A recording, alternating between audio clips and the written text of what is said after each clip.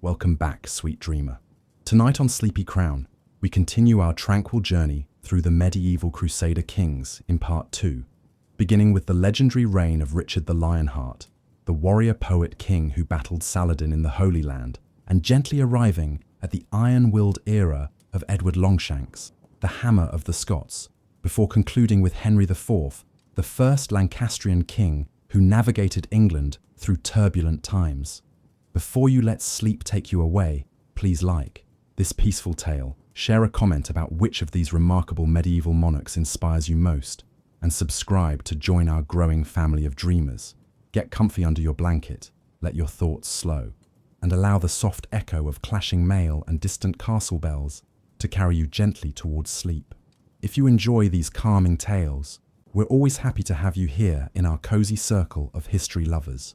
Richard, later known as Richard the Lionheart, entered this world on the 8th of September 1157 in England, possibly at Beaumont Palace in Oxford, one of the royal residences of the Angevin royal family during the 12th century. His father was King Henry II of England, who was born in 1133. Henry had taken possession of the French territories of the successors of William the Conqueror in the 1140s, including the Duchy of Normandy and the County of Maine in the north of France, but he had contested for years with his cousin King Stephen I for possession of England and Wales. Then, 3 years prior to Richard's birth, he finally ascended to these territories when Stephen died, bringing the extended civil war to an end. Richard's mother was Eleanor of Aquitaine, a formidable woman herself, who had earlier been married to King Louis VII of France before divorcing him and marrying Henry in 1154. As the successor to the Duchy of Aquitaine in western France, she had brought this territory to the marriage, expanding the territory ruled by Henry to cover much of northern and western France, in addition to England and Wales. The dynasty into which Richard was born is known to posterity as the Plantagenets, after a flower of the order Plantagenista, which Henry II's father used to wear. This family now ruled extended territories on either side of the English Channel, and Richard's life would be spent straddling these two worlds, where the Plantagenets were the royal family of England as well as a major noble family in France. Richard's early life was typical of a family that ruled over a very disparate dominion. King Henry II was the King of England and Lord of Wales, much as the modern-day state of England has included a close connection with Wales for centuries, but the Plantagenet dominions stretched much further still. As the descendant of William the Conqueror, Henry ruled over the Duchy of Normandy in northern France, along with several other territories in northern and western France, such as the County of Maine. Moreover, as we have seen, his marriage to Eleanor had brought the Duchy of Aquitaine into the Plantagenet sphere of control. As a consequence, Henry's dominions were nearly as extensive as those of the French monarchy in France, with the south and east of the country ruled by the French kings from Paris. However, owing to the peculiarities of France's territorial divisions, the kings of England swore allegiance to the French kings as subjects, as Dukes of Normandy, even while simultaneously challenging the French crown for political and military predominance throughout France. As well as this, Henry II oversaw the establishment of a new English lordship across the Irish Sea during Richard's youth. Thus, what is known as the Angevin Empire stretched across England, Wales, Ireland, and most of northern and central France. It was this disparate territory that Richard would one day come to rule over. During his youth, many would not have countenanced the idea that young Richard would one day succeed to the kingship, as he had an older brother named Henry after the king himself, while he also had 2 younger brothers, Geoffrey and John, and 3 sisters, Matilda, Eleanor and Joan, each of whom would play a consequential part in Richard's life at one time or another. As was typical for the age, the upbringing of Richard and his siblings was the responsibility of his mother. Much of it was entrusted to a nurse named Hodierna, to whom Richard later granted a substantial pension in recognition of her service. As is typical of the time, little concrete evidence is available for Richard's youth and education, but we know that he would have received a conventional education for a royal son, insofar as it focused on the art of war. Yet there was enough broader reading in there also, that later in life he was able to read and speak Latin to a very high level, while he also evidently had a keen interest in poems and music. Moreover, several Muslim writers would later attest to him having an interest in Arab culture, although it is unclear if this evinces some previous learning on his part, or was cited by Muslim authors as a way of suggesting the English king was possessed of considerable cultural tolerance. Richard's adult life was overwhelmingly connected with France rather than England, and this association began early. In June 1172, he was formally made the Duke of Aquitaine when he was just 14 years old. A year later, he was implicated in the first of a series of internal wars within the Plantagenet family, as Eleanor and her sons allied with King Louis VII of France against their father. During this rebellion, Richard was actually knighted by King Louis, and in the summer of 1173, he saw his first significant military action in Normandy. Just weeks later, his father offered Richard full possession of several major castles in France, and half of the revenues of Aquitaine, to which he had ascended largely just in name the previous year. This was initially rejected by Richard. However, the nature of the rebellion changed in November 1173, when Eleanor was captured by Henry II. The fighting continued for months thereafter, until Henry the Younger and King Louis elected to make peace with King Henry in 1174. Richard, who was already showing a surprising degree of independence for a teenager, finally submitted himself in September 1174. Terms were given to the sons, but Eleanor would effectively remain her husband's prisoner for years to come, as a means of offsetting further unrest within the family. Henry II was evidently impressed by his second eldest son's performance during the war. This was a time when familial rivalry, which spilled over into actual rebellion, was not entirely uncommon, and the king would not have viewed his son's revolt as marking a fatal break with them. Accordingly, in the aftermath of the revolt, Henry gave Richard full control of some of the armed forces of the Duchy of Aquitaine, with orders to reduce any rebels who emerged there to peace. This was the first experience of genuine power and rule which Richard would enjoy from 1175 onwards, through to the late 1180s. Much of this work focused on quelling any independent streaks amongst the nobility of western and central France, notably Aymar, the Viscount of Limoges, and Guillaume, the Count of Angoulême, both of whom were inclined to challenge Plantagenet primacy in the region. In 1176 and 1177, this military campaigning even extended as far south as the borders of Navarre, a small Basque kingdom straddling the Pyrenees in both France and Spain. Consequently, Richard began to develop his reputation for military prowess at a very young age, as he was still shy of his 20th birthday at this time when he undertook these campaigns. It was this military ability which later earned him the name of Richard Coeur de Lion, or Richard the Lionheart, a name which was entering into widespread use by the mid to late 1180s. We know a lot about the character of the individual who was emerging at this time from several chronicles composed on him by contemporary or near-contemporary historians and writers, such as Ralph of Coggeshall and Benedict of Peterborough. Richard was evidently exceptionally tall by the standards of the 12th century, standing well over 6 feet high. He was handsome, with reddish blonde hair and a pale complexion. He was known to have a character that favoured military prowess, and he cultivated an image of himself as a great warrior, one who patronised troubadours and poets. Though he was also prone to pride and greed and was sometimes quick to anger, he married later in his life, after lengthy negotiations, to have him wedded to Berengaria, the eldest daughter of Sancho VI of Navarre, although the union would never produce any children. This lack of children, combined with some contemporary allusions to Richard's sexuality, has led 20th century historians to query whether Richard was in fact gay and did not produce any children with Berengaria for this reason. But this is still open to debate, with the sources proving ambiguous, leading other historians to conclude that he might have actually been bisexual. The late 1170s and early 1180s saw Richard's relationship with his father strengthening, despite the rebellion years earlier. In 1176 and 1177, he campaigned as far away as northern Spain in order to shore up the Angevin Empire's southern boundaries in Aquitaine. Simultaneously, his actions could often prove overly heavy-handed, and there are many instances of his crushing of local rebellions, particularly the pulling down of castles of those whose loyalties were suspected, leading to resentment and unrest.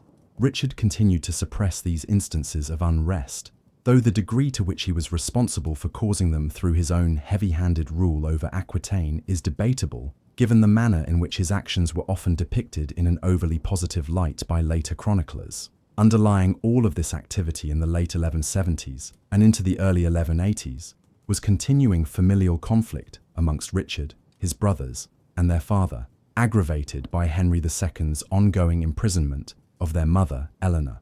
Much of this increasingly focused on the issue of the succession as Henry II neared his 50th year, what would have been considered the beginnings of old age in the 12th century.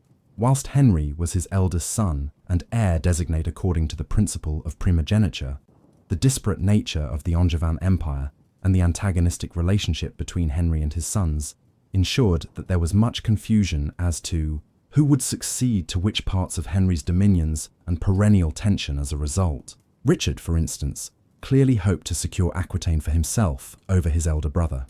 This all boiled over in the winter of 1182, when King Henry asked Richard to pay homage to his elder brother Henry. This required Richard to acknowledge that Henry would have some say over the Duchy of Aquitaine in time to come, whereas Richard was clearly pressing to have the duchy separated from the wider Angevin Empire and made his own fiefdom upon his father's death.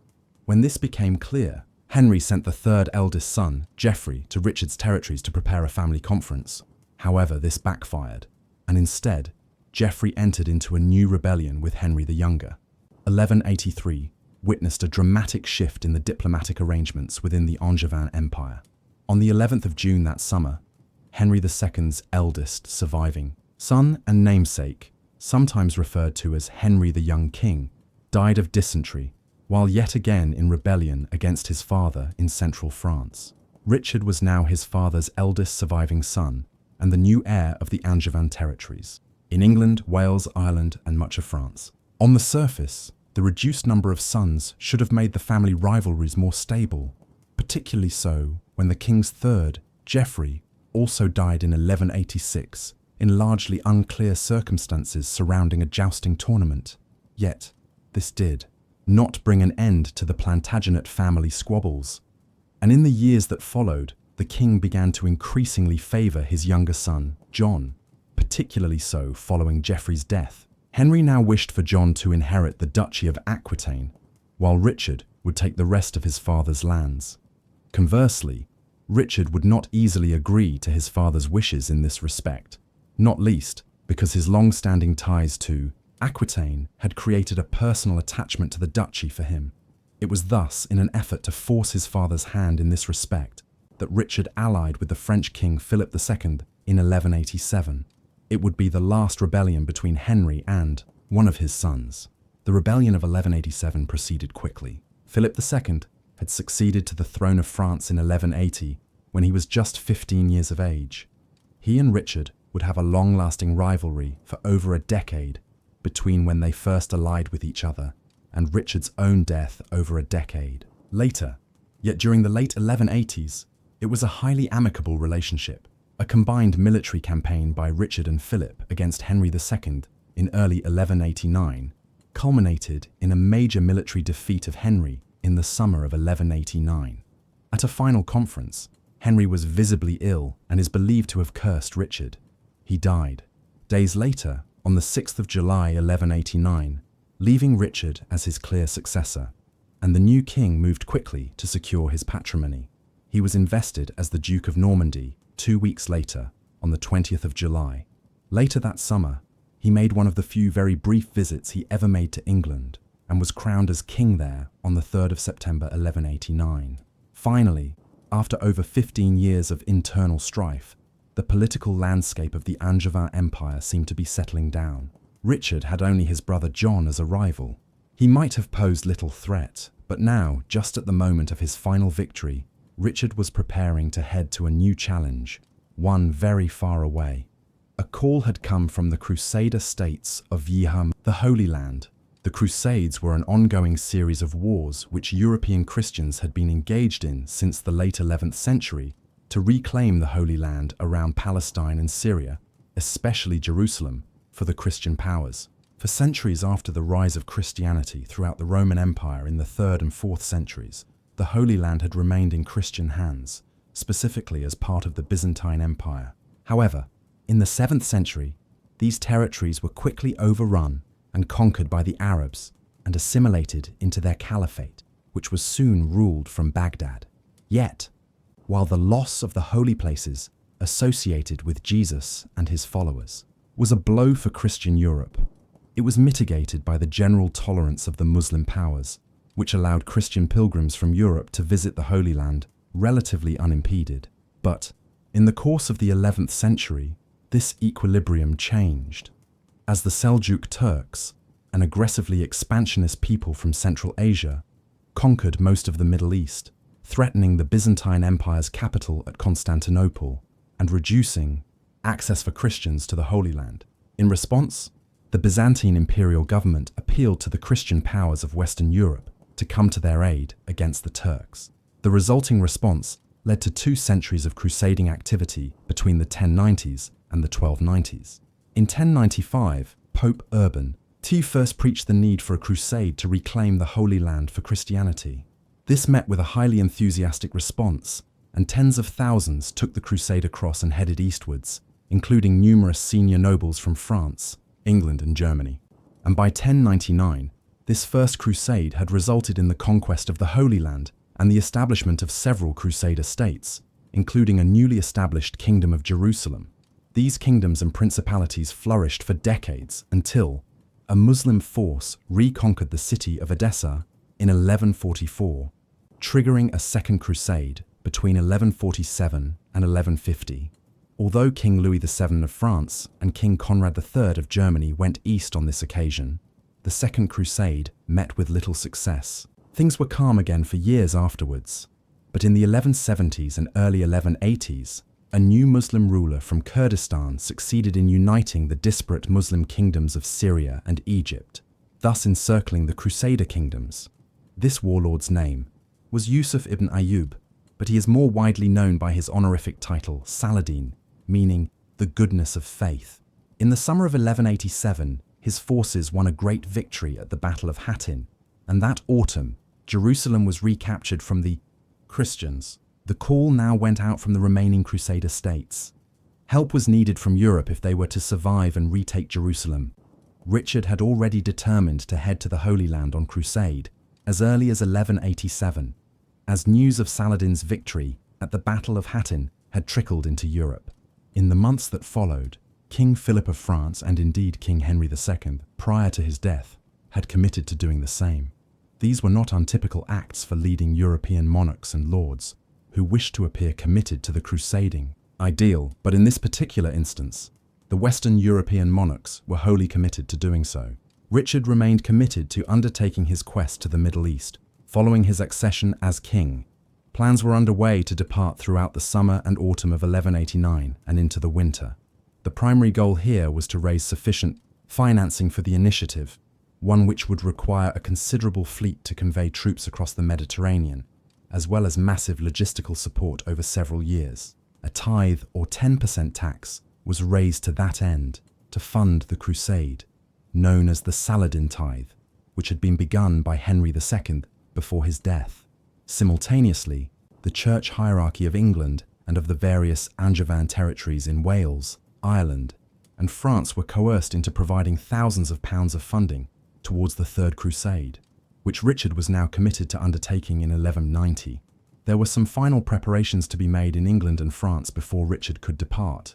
The goal here was to put in place individuals in the regions, particularly the various duchies and counties under his control in France, who would prop up Richard's rule during what was sure to be a lengthy absence in the Holy Land. Thus, William Fitz-Ralph, a stalwart of Henry II's rule, and one who had shown considerable support for Richard since his accession, was confirmed as Seneschal of the Duchy of Normandy, effectively making him the governor of the large territory of northern France. Payne de Rochefort was appointed as his counterpart as Seneschal of Anjou in western France.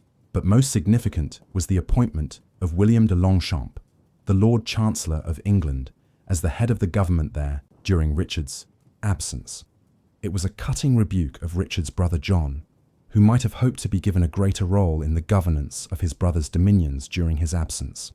His dissatisfaction at this development would lead to several years of unrest while Richard was away, during which John would seek to continually undermine his brother, principally by attempting to usurp his position as king in England, Normandy, and elsewhere. After months of preparations, the crusade was finally ready to depart by the summer of 1190. At this early stage, it would be effectively co-led by Richard and the French king, Philip II. The two kings left Vézelay in central France together on the 4th of July 1190. They separated at Lyon, where Philip led his contingents by land over the Alps through Italy, while Richard elected to make for Marseille, to sail along the Italian coastline to Sicily from the southern French port. There were extensive delays during these passages, as much of the fleet which had been sent from England and western France around the Iberian Peninsula had been delayed in entering the Mediterranean Sea. Notably, a drunken spree by the soldiers, while in Lisbon, Portugal, had particularly slowed proceedings, and so Richard had to hire other ships at Marseille to send much of his forces to the Holy Land ahead of him. He then conducted a lengthy tour of the Italian coastline to visit locations in the region, such as the medical school of Salerno, a trip which evinced Richard's interest in the new learning of the 12th century Renaissance, which was underway in Italy. Finally, he arrived in Messina, Sicily, on the 23rd of September 1190. Here Richard conferred with Philip before the French monarch quickly headed away to the Holy Land. Richard, however, had matters to attend to in Sicily before leaving. Himself, in 1177, Richard's sister Joan had married King William II of Sicily, known as William the Good. William died in November 1189, and the crown was quickly usurped by an illegitimate contender named Tancred. This Tancred then imprisoned Joan, fearing she would become a focus of resistance to his reign. Having arrived in Sicily, Richard quickly secured her release. But there were serious issues to still be resolved concerning Joan's dowry and valuable household plate. Tensions quickly escalated in late September and early October, and by the 2nd of October, Richard had ordered his troops to disembark fully from their ships and prepare for battle if necessary. When skirmishes broke out between Richard and Tancred's troops 2 days later, Richard ordered an attack on the city of Messina, one which quickly proved successful. Peace terms were agreed on the 6th of October, whereby Tancred paid a huge sum of money to Richard, and a formal alliance was agreed between the two. Simultaneously, ships were sent to Spain to bring Richard's long-promised bride, Berengaria of Navarre, to Sicily, so that the pair could have their long-awaited marriage during the winter of 1190, as they waited to set off for the Holy Land. However, it would not happen here. When Richard finally left his base at Messina, it was several days more before Berengaria finally arrived in Sicily. Richard's Crusader army finally left Italy on the 10th of April, 1191, consisting in total of over 200 ships and 17,000 soldiers and mariners. It soon ran into difficulties, but in the long run, these would prove highly fortuitous. On the third day out from Sicily, a severe storm scattered the fleet, and by the time the ships rendezvoused near the large Greek island of Crete, it was clear that dozens of ships had either been lost or had gone astray in their navigations. These included one of the royal ships transporting Richard's would-be bride Berengaria and his sister Joan. This particular ship could not simply be abandoned, and a wide-ranging search throughout the eastern Mediterranean was now undertaken to locate it. Eventually, it was discovered to be at anchor in the port of Limassol on the island of Cyprus. Cyprus had long been a possession of the Eastern Byzantine Empire and was governed by Isaac Ducas Komnenos. Komnenos had recently developed delusions of grandeur and had proclaimed himself Emperor of Cyprus, independently of Constantinople.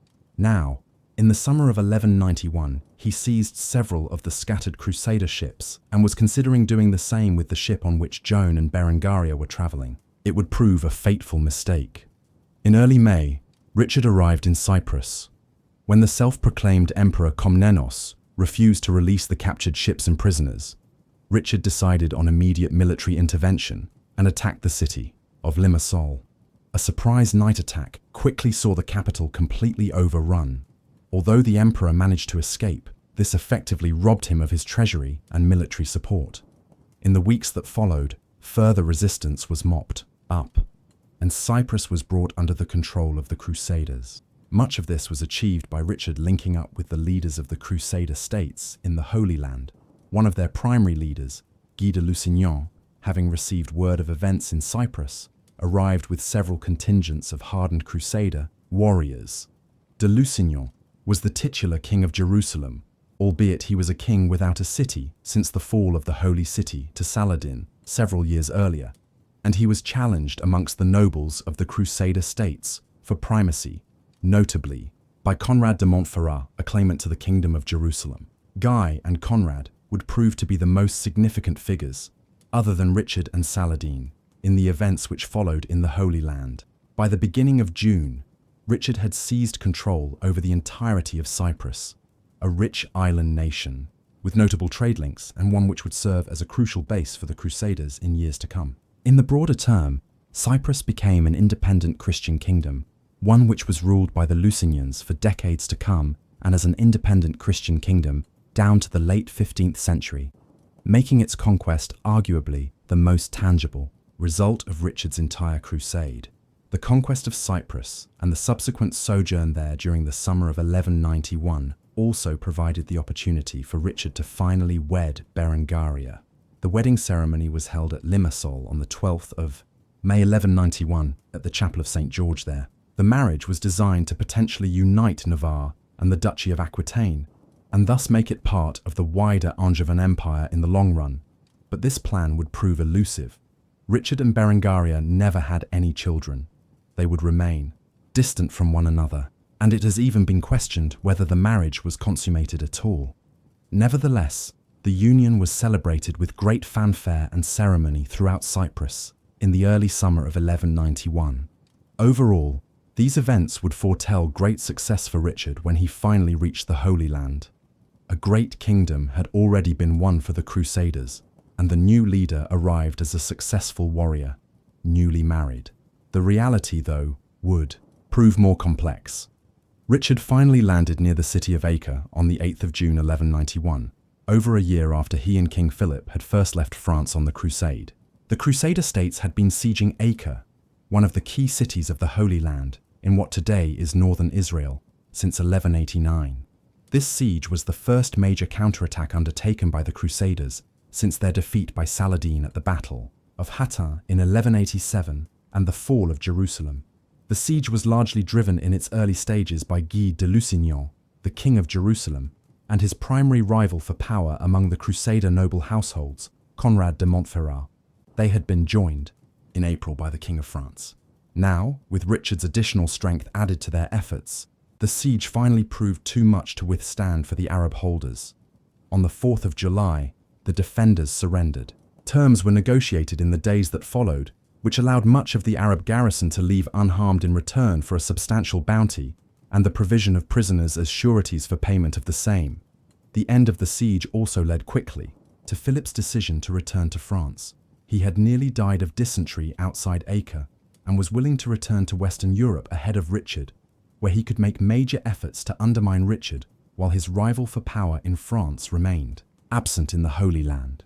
Richard was now the undisputed leader of the Third Crusade, but he had yet to meet Saladin openly on the field of battle. This would come soon, as Richard continued his efforts to secure the coastline of Palestine in order to solidify the Crusader position and to use it for a fresh drive to retake Jerusalem. As he prepared to move towards Jerusalem, a notorious atrocity was committed near Acre in late August. By this time, Saladin had missed the payment of the first installment of the ransom which he had promised for the safe passage of the Arab defenders from Acre weeks earlier.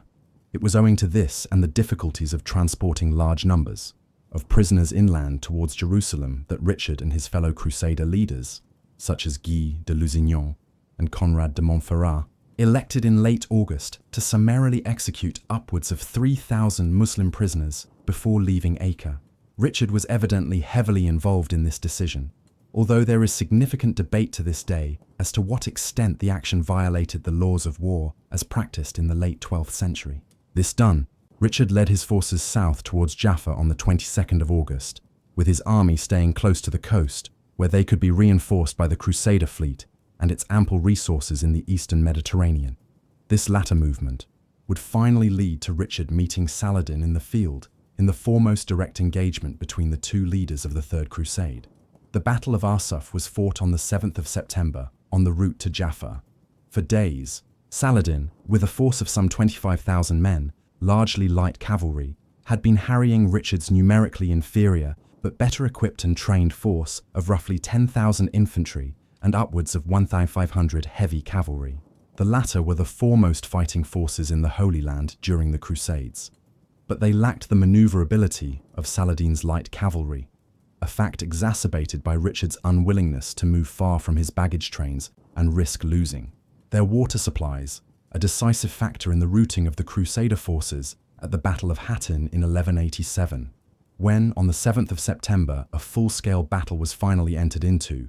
Saladin's troops succeeded in breaking the Crusaders' formation early on. However, a counterattack in the afternoon by Richard roused the Christian lines, opening gaps in their infantry lines for the heavy cavalry to strike forward at the much more vulnerable light cavalry. After 3 charges of this kind, the Arab armies were broken and fled into the adjoining hills and forests.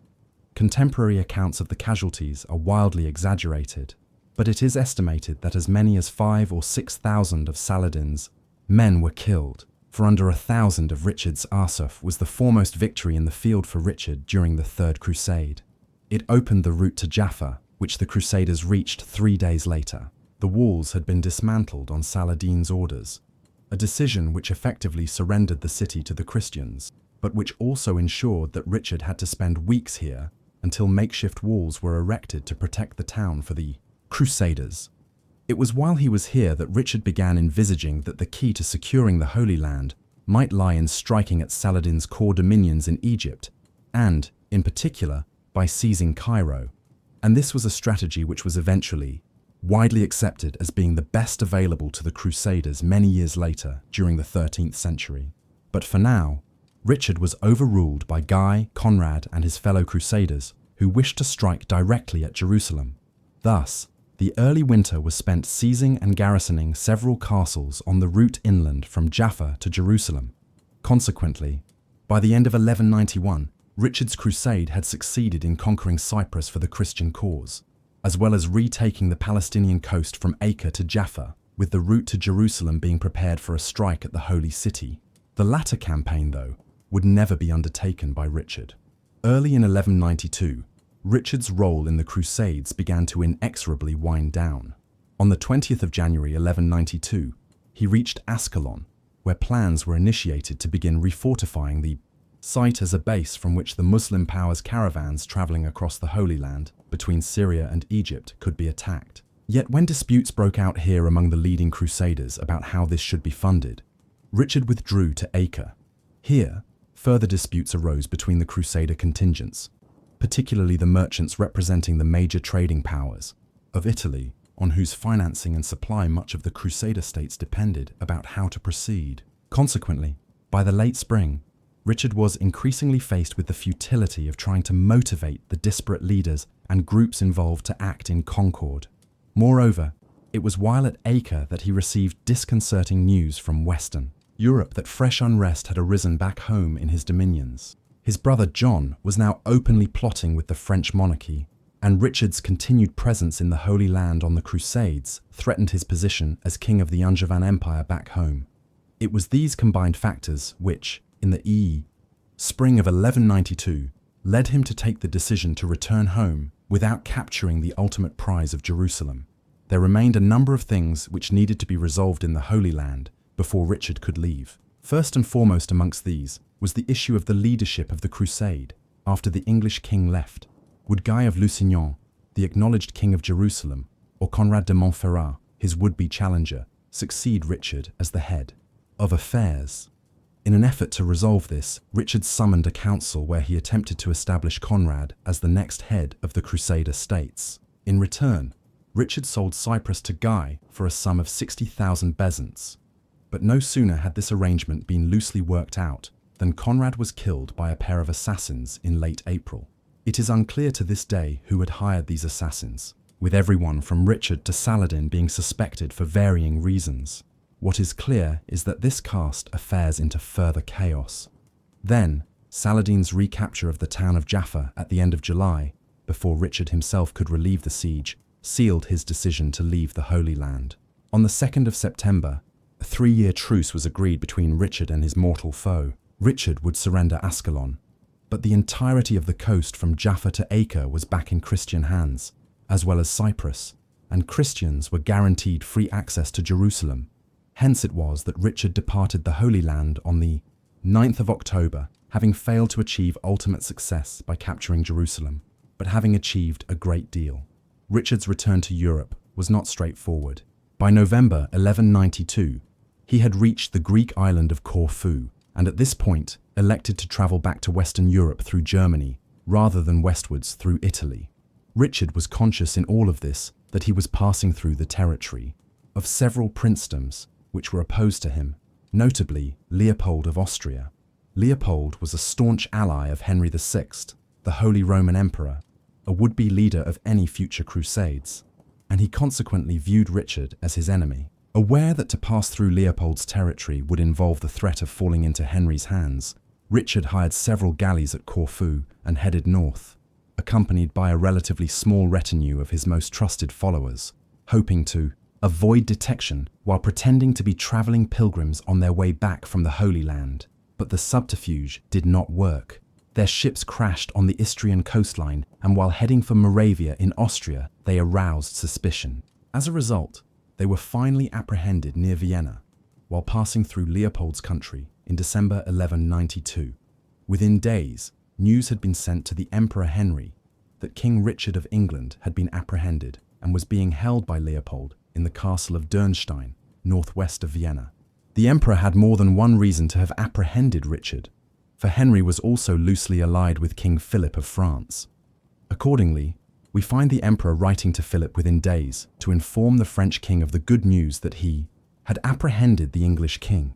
Back in England, John also became aware of this and moved to pay homage to Philip in an effort to bolster his claims to succeed his brother. However, the church authorities, which maintained that all crusaders were protected against attacks or seizure when traveling to or from the Holy Land on crusade, were less impressed, and extensive pressure was now applied on Leopold and Henry to release Richard.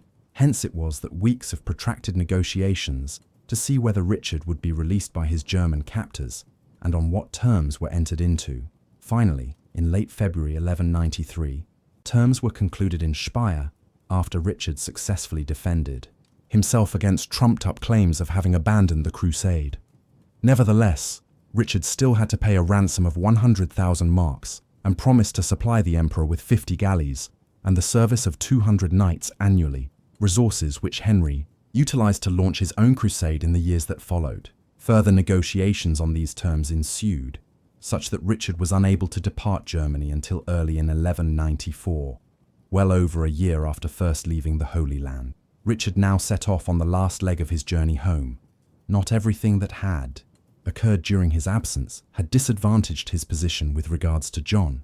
In 1192, King Philip had stirred up a rebellion in the Duchy of Aquitaine, but this event had demonstrated the strength of some of Richard's alliances. On this occasion, his wife Berengaria's brother, Sancho of Navarre to the south in the Basque region, intervened during Richard's absence to suppress the revolt. Indeed, Sancho went even further and launched a punitive raid against Toulouse to demonstrate that Richard's French possessions were not open targets while he was in the Holy Land or making his way home. And back home in England, many senior officials who had been loyal to Richard before he departed on the crusade remained so and did their best to thwart John's efforts to undermine his brother. Nevertheless, other developments did not bode well for Richard. In April 1193, King Philip finally inflicted a considerable defeat on Richard's cause when he seized Gisors in Normandy, perhaps because the Castellan, a senior official there, had proved willing to surrender in the belief that John would soon succeed Richard as Duke of Normandy. All of this indicates that there was fresh unrest as Richard arrived back in Western Europe in the early months of 1194. Richard left Germany in February 1194 and reached England on the 13th of March.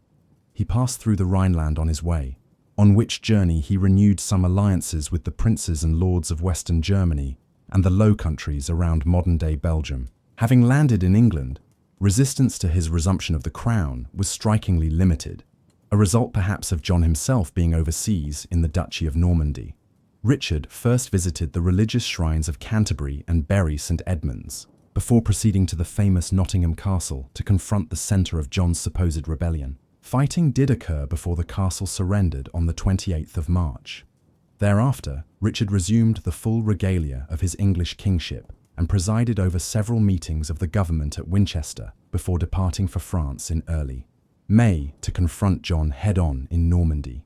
He left the government of England to Hubert Walter, who had accompanied Richard on crusade and who had been made Archbishop of Canterbury in 1193.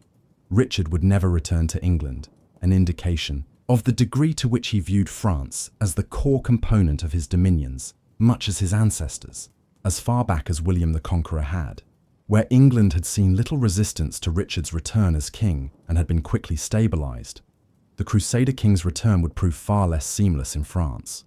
John had dug himself into Normandy, where he relied on a close alliance with the French king to cement his position. Thus, by the time that Richard arrived in northern France, in the early summer of 1194, John and King Philip had flooded the region with French troops, holding a number of key strategic sites across Normandy, as well as other sites. And the French king proved the more loyal and reliable of Richard's opponents.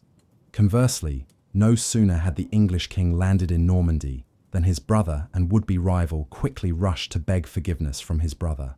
This Richard agreed to, claiming John had been ill-advised by his counselors. For his part, John would remain loyal to Richard for the remainder of his reign thereafter.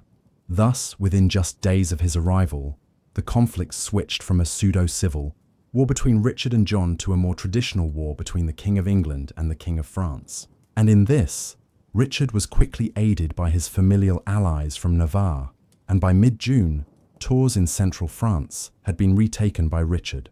The campaign then moved into the Loire River Valley, and after a swift campaign here, he moved south, into Aquitaine.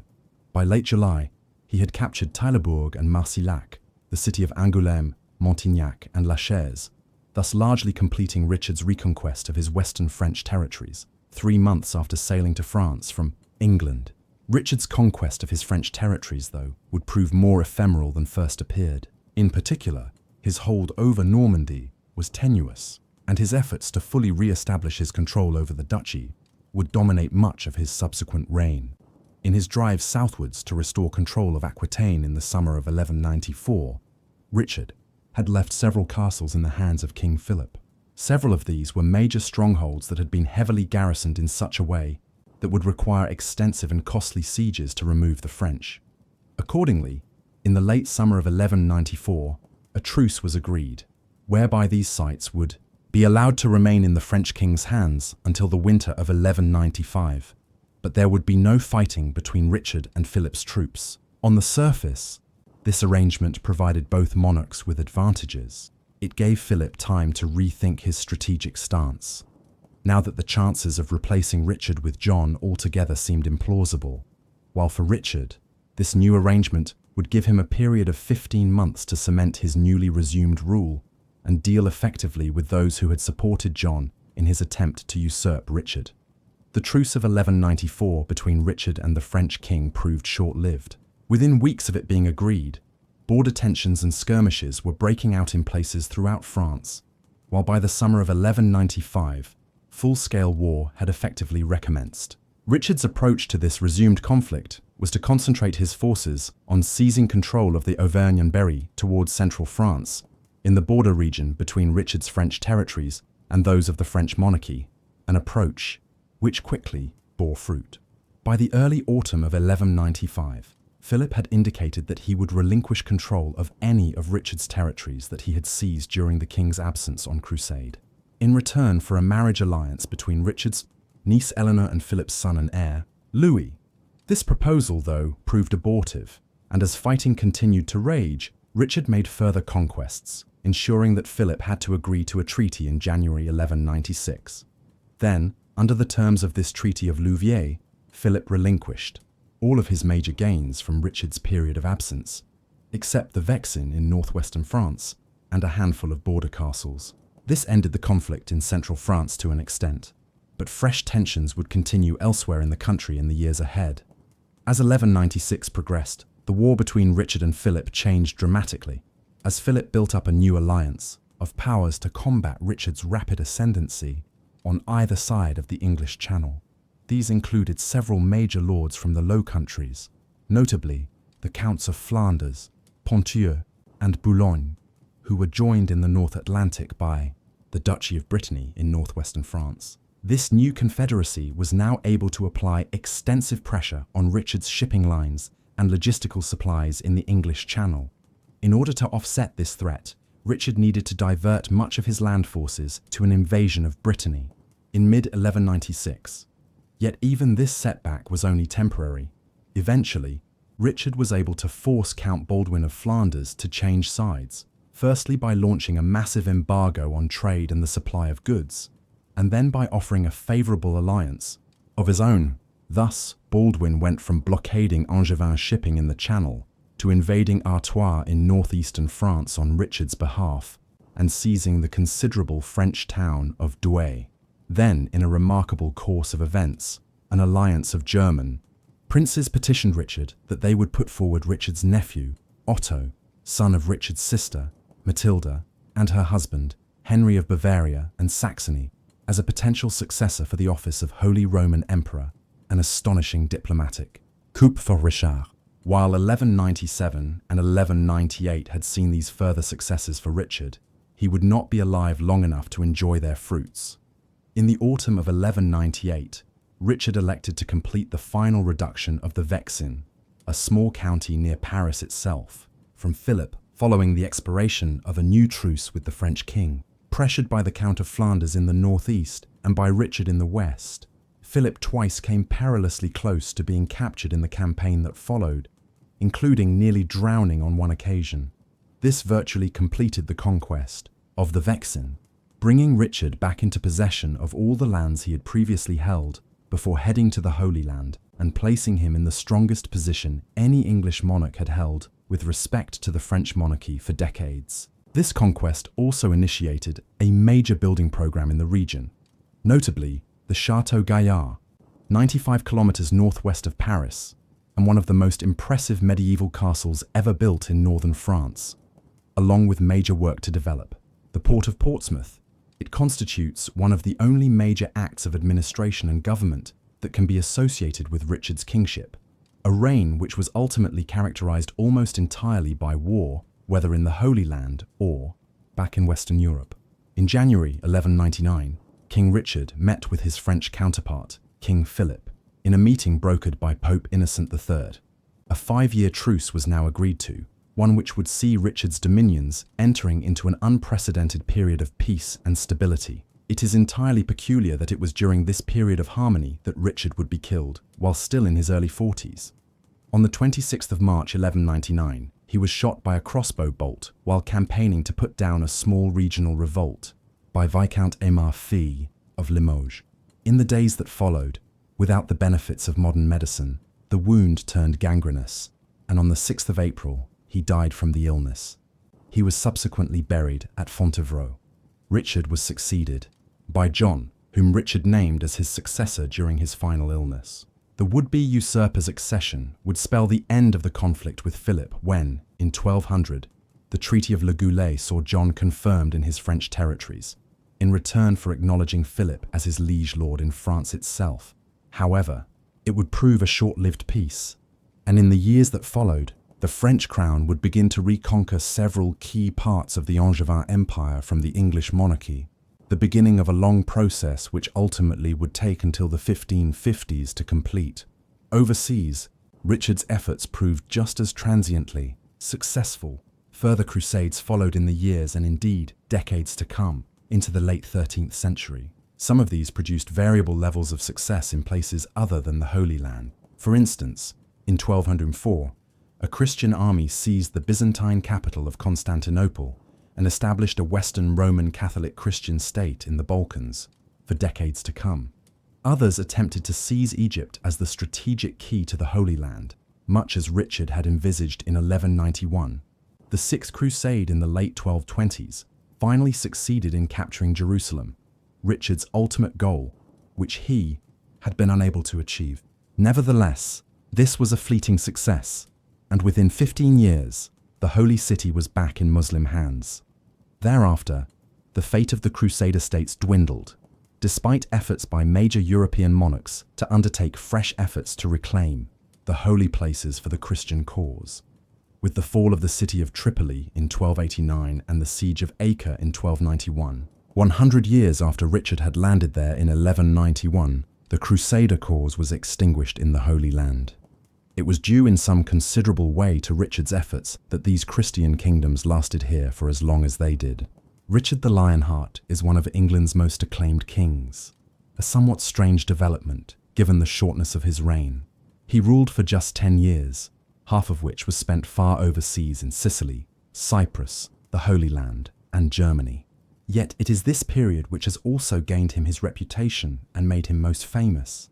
For 2 years in the Mediterranean world, Richard led the Crusader effort and rejuvenated it in the wake of years of losses for the Christian states there, as well as successive defeats to Saladin. It is unsurprising that Richard has captured the imagination in this way, not least because he finally offered a counterpoint to the seemingly invincible Muslim warlord. After the stalemate of the Second Crusade in the middle of the 12th century, Richard was depicted as the first major Crusader leader to have made significant conquests and territorial gains in the Holy Land since the First Crusade, over 90 years earlier. For successive generations of chroniclers and historians since the late 12th century itself, this appearance of the valorous Crusader warrior, named the Lionheart for his courage, was made all the starker when contrasted with the supposedly scheming spectre of his brother John, who back in Western Europe conspired with the French to usurp Richard while his brave brother was away. But while this is the idealized version of Richard and the basis for so much of his legacy, there is also much to criticize about the Lionheart, criticisms which have dominated studies of the king by historians in recent decades. First and foremost, his reign was dominated by warfare. This had started long before his own accession, with the conflicts with his father in the 1170s and 1180s.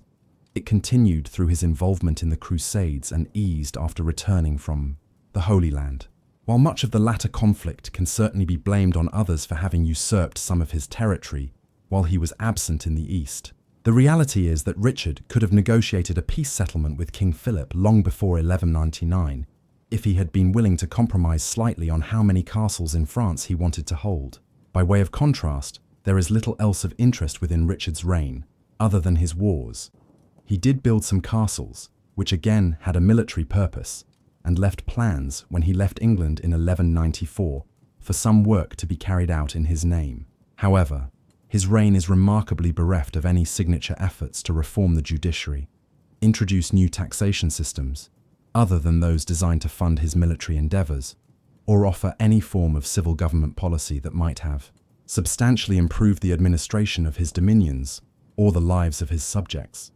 But perhaps the most balanced appraisal of Richard the Lionheart is one that takes stock of both extremities of his reign. Richard can certainly be criticized for having done little other than make war throughout his life, but that was, after all, substantially perceived to be the duty and responsibility of a European monarch during the High Middle Ages. Moreover, while it is fair to suggest that he could have established peace with France more quickly in the mid-1190s and moved on from there to work on taxation and issues of noble rights that plagued John's subsequent reign, it is also only fair to note that Richard was responding to aggression committed by others. The Third Crusade was launched in response to Saladin's conquests in the Holy Land, and Richard's wars in France were the result of Philip and John's conspiracies, while Richard was away on crusade. Finally, while there is no doubting that Richard was over-lionized by historians and chronicles for centuries after his death, it is also true to say that he was the most successful leader of the Crusades in over 90 years. When he arrived, the Crusader states were facing extinction in the Holy Lands, but when he left in 1192, the Christian cause had been rejuvenated and expanded, ensuring its survival for another century.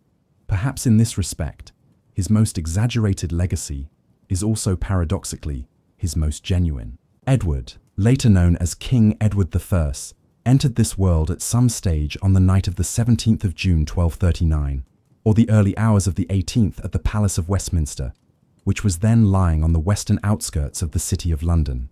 His father was King Henry III of England, a monarch who had ruled the country from childhood, but was only just beginning to exercise some actual authority himself in his early 30s as Edward was born. Henry was an extremely pious religious man who was devoted to the cult of St. Edward the Confessor, and he named his eldest son after the saint. His mother was Eleanor of Provence, a French noblewoman whom his father had married 3 years before Edward was born. Henry and Eleanor's marriage was a happy one, in a time when royal weddings were often arranged for political purposes. In the years following Edward's birth, she and Henry would have 4 further children, a boy, Edmund, and 3 girls, Margaret, Beatrice, and Catherine. 3 of Edward's siblings would survive into their adult years, but Catherine died before her 4th birthday. Young Edward was born at a time when England was in the midst of considerable political turmoil. His grandfather, King John, who had ruled England from 1199 to 1216, had been a controversial and in many ways a weak ruler. In the early 1200s, he had engaged in a series of disastrous conflicts in France, which resulted in the loss of much of England's extensive territories in the north of the country to King Philip II of France, notably the Duchy of Normandy, which had formed the core of the English presence on the other side of the English Channel. Then, in the mid-1210s, John had faced a revolt by his own English lords known as the First Barons' War.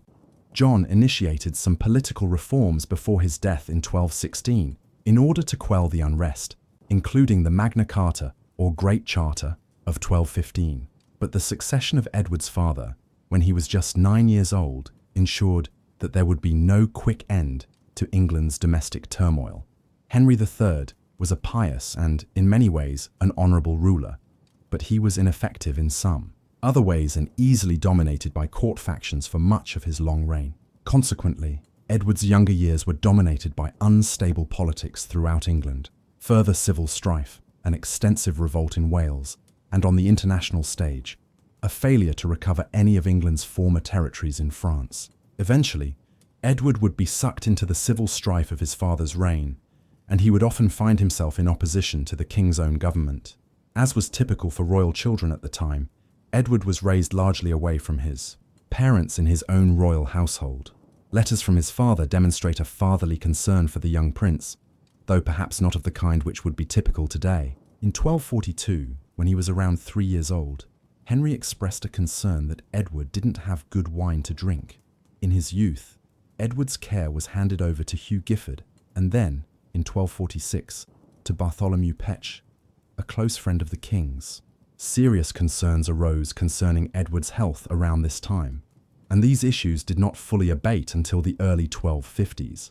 The details of how he was educated are unfortunately quite scant, but this was a time when there was a greater emphasis on pursuing martial abilities and other pursuits such as hunting and jousting than there was on academic accomplishment for a future king.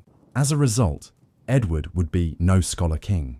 In the mid-1250s, Edward, who became known as the Lord Edward from a young age, was granted considerable authority over the crown's possessions outside England, specifically Ireland, Gascony, and Wales, each of which afforded him a large income and gave him a certain degree of independence from his father. From 1256, Edward's official seal was being used in Ireland to indicate his senior position there. In 1154, though he was just 14 years of age, Edward was married to Eleanor of Castile, who herself was a year and a bit younger than Edward. The marriage of the pair, who were barely entering their teenage years, was a political act designed to shore up English power in its remaining French territory of Gascony, which lay just to the north of the Kingdom of Castile in Spain. Despite the arranged nature of the marriage, it was a very happy one. Eleanor and Edward were devoted to each other, and she accompanied him everywhere, even years later, heading on crusade with him to the Holy Land.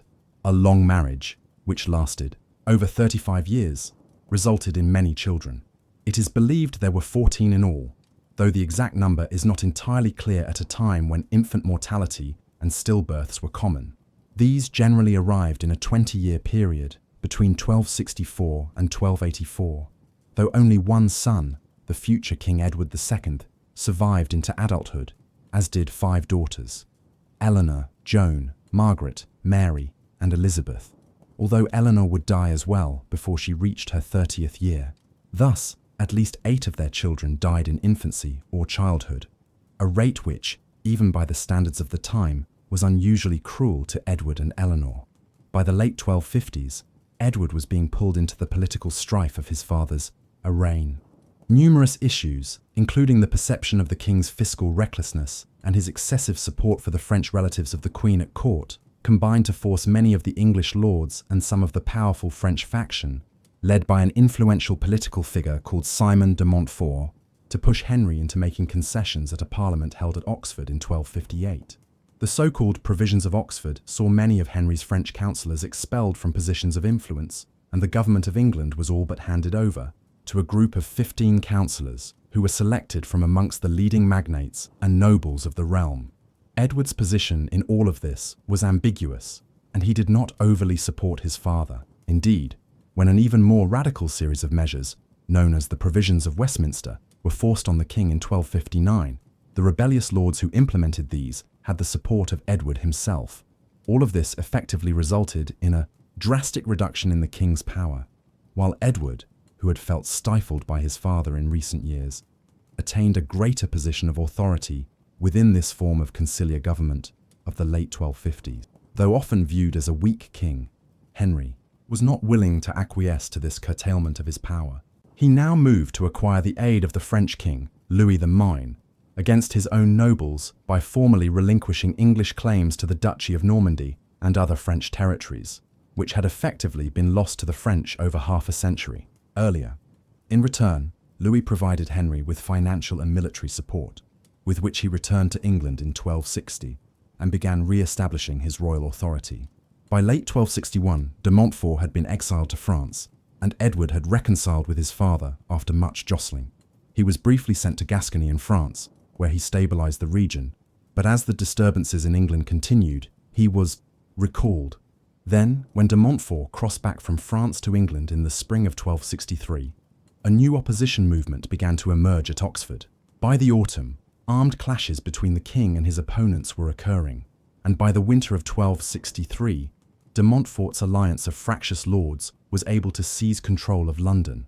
This time, it was decided to put matters to King Louis IX to act as an arbitrator in the dispute. But Louis sided with Henry and proposed the annulment of the earlier provisions that had been agreed at Oxford and Westminster in 1258 and 1259. Given this, de Montfort and his allies chose renewed war, and what is known as the Second Barons' War commenced. Unlike in the late 1250s, when the Civil War commenced in 1264, Edward was steadfastly loyal to his father. In April, he played a leading role in the capture of Northampton, where one of Simon de Montfort's sons was gathering a large baronial army. But the war would be won or lost in the south, and early that summer, it started to go very badly. At the Battle of Lewes in Sussex, in the southeast of England, on the 14th of May 1264, the royalist forces engaged de Montfort's army. Edward led the cavalry on the right wing of his father's army to good effect, but the battle was lost overall as de Montfort's forces occupied a strategic position on the high ground of Offham Hill. In its aftermath, Edward was taken as a hostage and placed under confinement, while Henry was forced to make massive concessions to de Montfort. For all of a year, de Montfort was virtually an uncrowned king of England, but when Edward escaped and began building up a royalist force again in the Welsh marches, the tables turned. He was now effectively the head of the royalist cause, as his father remained a prisoner of de Montfort's. Concerted campaigns throughout the summer of 1265 brought much of the north and western England back under crown control, and de Montfort was forced to engage Edward in the field at Evesham on the 4th of August 1265. Here, Edward outmaneuvered de Montfort before the battle, who was placed on the defensive from the outset. The result was a crushing victory for Edward, in the course of which de Montfort was killed and the king was finally released. Victory at Evesham did not bring the war to an end. Campaigning continued through late 1265 and into 1266 before the last major stronghold, Kenilworth, was placed under siege. Edward briefly joined this action in the summer of 1266. The dictum of Kenilworth was issued in October, which laid out terms whereby those who had been in rebellion would be able to repurchase their lands from the crown. It was hoped by this that the garrison would surrender, but they refused and held out until December. By then, Edward had gone north to deal with further operations to mop up rebels there. A final push was made by the lords on London early in 1267. It was led by the Earl of Gloucester and posed a serious threat that the tide of the war could yet again turn. But Edward entered into negotiations with Gloucester, who was effectively bought off. With this, matters began to wind down. A more conciliatory line was taken towards those who were still in arms, which led to the laying down of weapons in many locations. Edward campaigned to the Isle of Ely in the early summer, which was seized. With little difficulty, while a final push into the fens in early July saw the last of the rebels surrender. The Second Barons' War was over, and Edward had played a key role in victory for his father's cause. Plans were quickly initiated to reach a political settlement in order to bring the tensions that had caused the Second Barons' War to an end. The result was the Statute of Marlborough, which was issued in November 1267, whereby some of the legal and fiscal reforms that had been desired in the late 1250s and which Edward had briefly supported were implemented, this time with royal consent. It is unclear what part Edward played in the debates over these changes. Indeed, it is difficult to determine what his exact role in government was at all in the late 1260s.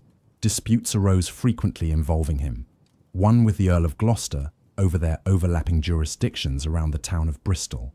There is some evidence of Edward being involved in royal councils, but certainly not on the scale that one would have assumed would be the case given his prominence in ending the war, though he did receive extensive estates in the land confiscations that followed the conflict. Overall, it had been a mixed political apprenticeship for him. He had gained extensive experience as a military commander and, to a lesser extent, as an administrator, but Edward had also gained a reputation, one which is perhaps overstated at times, for being politically manipulative, someone who had been willing to throw in his lot with his father's enemies in the late 1250s, but then changed sides quickly in the early 1260s. Despite his father's increasing old age and infirmity, Edward became determined in the late 1260s to depart on a crusade to the Holy Land. The Crusades had been a central pillar of life in Europe during the High Middle Ages.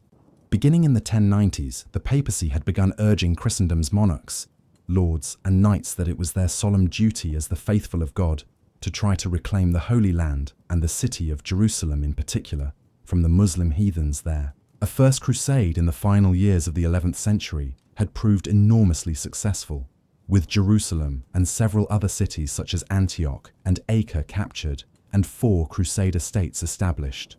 However, in the course of the 12th century, these had declined, and Jerusalem was eventually conquered by the Muslim Lord Saladin in 1187. Despite a concerted effort by Edward's great-uncle, King Richard the Lionheart, to reclaim it during the Third Crusade in the early 1190s, the city remained out of Christian hands, and the other Crusader states continued to decline into the 13th century, despite numerous further crusades. Edward's father had long hoped to head on crusade himself, but now Edward took up the mantle for him. In the early 1270s, Edward would head on what was to be the 9th Crusade, but which is typically referred to as Lord Edward's Crusade. Such was his centrality to it. It was preached in response to the threat posed to the remaining Christian presence in the Levant by the Mamluk Sultan Baybars. When the crusade had been called by the Pope, the French king and his sons had agreed to take the cross and travel to the Holy Land. As a consequence, Edward possibly felt duty-bound to do so on behalf of the English royal family, though there is little doubting that he was also an enthusiastic participant.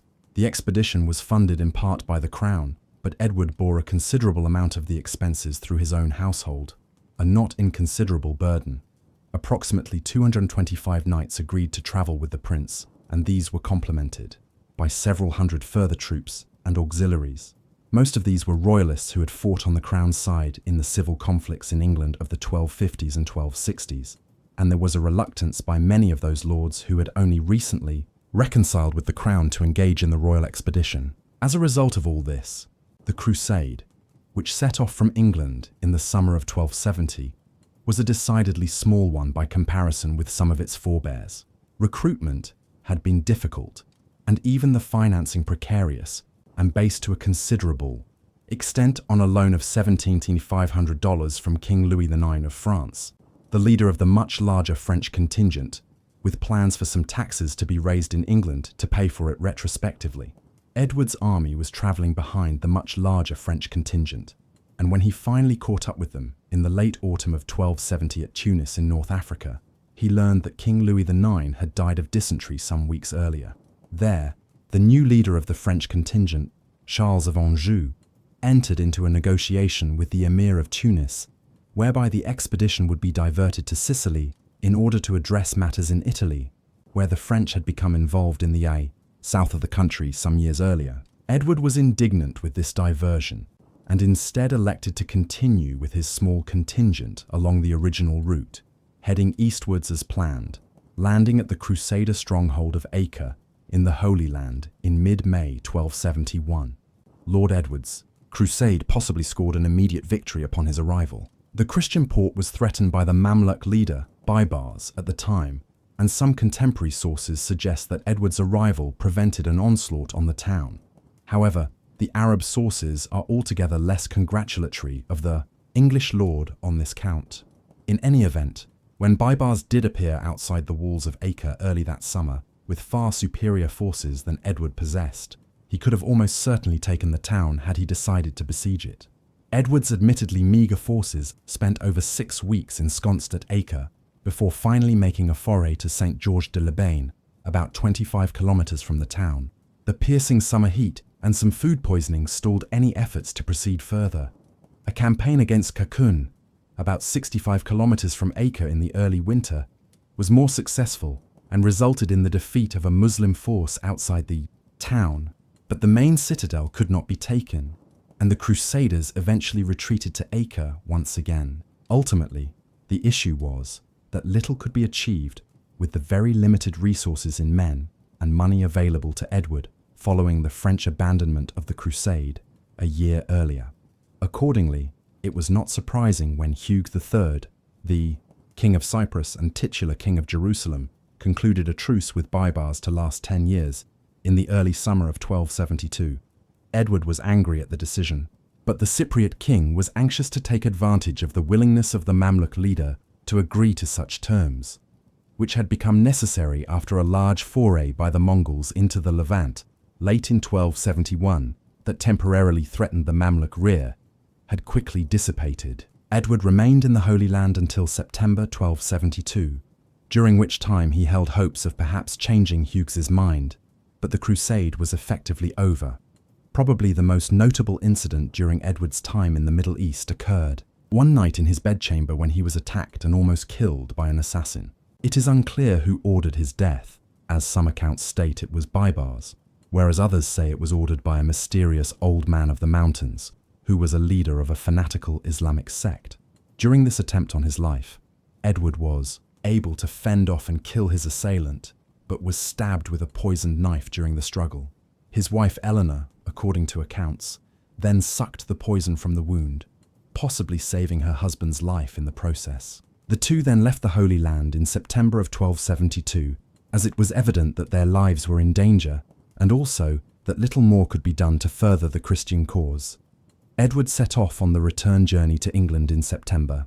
He left behind a Crusader presence that was living on borrowed time. In the years that followed, pressure on Acre from the Mamluks and others continued, and Edward, like his contemporary monarchs across Europe, would receive repeated calls for further aid to be sent throughout the 1270s and 1280s. These were not heeded in any substantive way, and finally, in 1291, the Crusader presence in the Holy Land was brought to an end nearly 200 years after it began, when Acre fell to the Mamluks. Back in the autumn of 1272, Edward headed home via southern Italy. He was there by early 1273, where he learned the news that his father had died the previous November and that he was now King of England. However, despite receiving this information, he did not head hastily for England. Rather, he engaged in a slow journey through Italy and southern France before heading to Paris to pay homage to the new French king, Philip III, who was theoretically Edward's liege lord over his lands in France. Edward then visited those few meagre remaining possessions that England held on the continent in Gascony, before finally returning to England in August 1274, by which time the country had been without a king for nearly 2 years. Plans for Edward's coronation had been underway well before his eventual landing in England on the 2nd of August 1274. Consequently, it was possible for the ceremony to be held just over 2 weeks later, on the 19th of August. Disputes invariably arose concerning precedence, with Edward's brother Edmund pushing for him to be given a greater role, as he had acted as steward of the realm during Edward's absence, while a perennial argument at medieval royal coronations over the seniority of the Archbishops of Canterbury and York saw the latter excluded altogether from the ceremony. Otherwise, things went smoothly, and the celebration took place on a grand scale. An enormous banquet involving thousands of cows, oxen, pigs, and chickens was to be held, while other staple fare of the medieval and early modern periods, such as swan, cranes, and goats, were prepared. Westminster Abbey was redecorated at considerable expense. When the coronation finally came, it was the first to involve the coronation of both a king and queen of England since the Norman conquest over 200 years earlier. The Archbishop of Canterbury, Robert Kilwardby, placed the crown on Edward's head, which he duly removed, affirming that he would not wear it again until the lands England had lost under his father were reclaimed. Thus did he affirm that it was the beginning of a new age. The man who had just become king is often represented as a dour Machiavellian, but this is not precisely accurate. Standing at 6 foot 2 inches, Edward acquired the name Longshanks on account of his unusual height, at a time when few men reached 6 foot. By the time he was crowned, the blonde hair of his youth was beginning to darken, and it would turn grey in his middle years. He spoke with a very slight lisp, but with purpose and persuasively. In religious terms, he was orthodox and made the conventional donations to churches and monasteries, while hardly being possessed of anywhere near the religious devotion of his father. He was probably not well read, but expressed his cultural proclivities through his patronage of architecture and painting, notably supporting Walter of Durham, who did much to decorate the interiors of Westminster Abbey. By disposition, he could be good-natured and amiable, but also prone to violent outbursts. He enjoyed hunting and was a keen supporter of tying the Arthurian legend to the English monarchy. Ultimately, though his administrative abilities were limited in many ways, with very little understanding of the nuances of finance and logistics, what he lacked in this regard, he more than made up for with his sense of purpose and forcefulness, traits which had been lacking in an English monarch since the days of his great-uncle Richard the Lionheart, over 70 years earlier. One of the first issues that arose for Edward as king back in England came from the west in Wales. The Normans had established a significant amount of control over Wales following their conquest of England in the 11th century, and that had been maintained and even strengthened for much of the 12th century. However, the weakened state of the English crown during the reigns of Edward's grandfather and father had seen a succession of rebellions there by the Welsh princes, notably Llewellyn ap Gruffydd, in an attempt to re-establish Wales's independence from England again. However, ap Gruffydd failed to realise that the English crown's position was stronger by the 1270s. Therefore, Edward expected Llywelyn to pay homage to him, as his ancestors had done as a matter of course. His grandfather, Llewellyn the Great for instance, had paid homage to both King John and Henry III in the 1200s and 1210s. Thus, when Llewellyn invaded English territory in the March region, Edward considered it the actions of a rebellious subject, and became determined to act against him. He was aided in this by the fact that ap Gruffydd had alienated several of the other Welsh princes who had sought refuge at the English court. Thus, in the summer of 1277, Edward, at the head of a great royal army of 15,000 men, advanced into northern Wales with a fleet in support. No violence was needed. Llywelyn realised that this overwhelming show of force was an indication that his ambitions needed to be tempered, and he came to terms with Edward through the Treaty of Aberconwy, whereby his authority was severely curtailed in Wales, and he agreed to pay a huge indemnity of $50,000 to the English crown. Consequently, the homage of the Welsh lords, which had been paid to kings such as Henry II in the 12th century, was quickly re-established under Edward. This certainly did not settle the matter. A new war broke out 5 years later in 1282, and on this occasion, Edward faced a combination of the Welsh princes, many of whom had allied with him in 1277, but who were disillusioned at his failure to sufficiently reward them for their aid in the aftermath of that invasion. Llywelyn's brother, Dafydd, initiated proceedings by attacking Hawarden Castle in April, which was followed by further attacks on English castles in the region. Edward showed a similar resolve to that which he had demonstrated 5 years earlier. As he perceived it, Llywelyn and the other Welsh lords were not independent princes of a foreign land, but rebels of a country long controlled by England, who were refusing to pay proper homage to him as their monarch. This was a mindset which Edward would employ later towards England's northern neighbour as well. A large host was once again assembled and sent into northern Wales to surround the Ap Gruffydd stronghold in Snowdonia. When Llywelyn subsequently attempted to break out of the encirclement into central Wales, he was killed in action at Irfon Bridge on the 11th of December 1282, while efforts to continue the war by his brother Dafydd were ineffective. Thus, the last Welsh stronghold surrendered in April 1283, just 1 year after the war had commenced. Dafydd ap Gruffydd was handed over to Edward's government shortly thereafter and executed, thus breaking the resistance of the foremost opponents of English intervention in Wales. Victory in 1283 saw one of the most thorough English reductions of Welsh independence ever seen. The Statute of Wales was passed in 1284 and extended English systems of government into Wales. New English style counties were created and English local government introduced. Many Welsh nobles were disinherited and their lands granted away to English followers of Edward.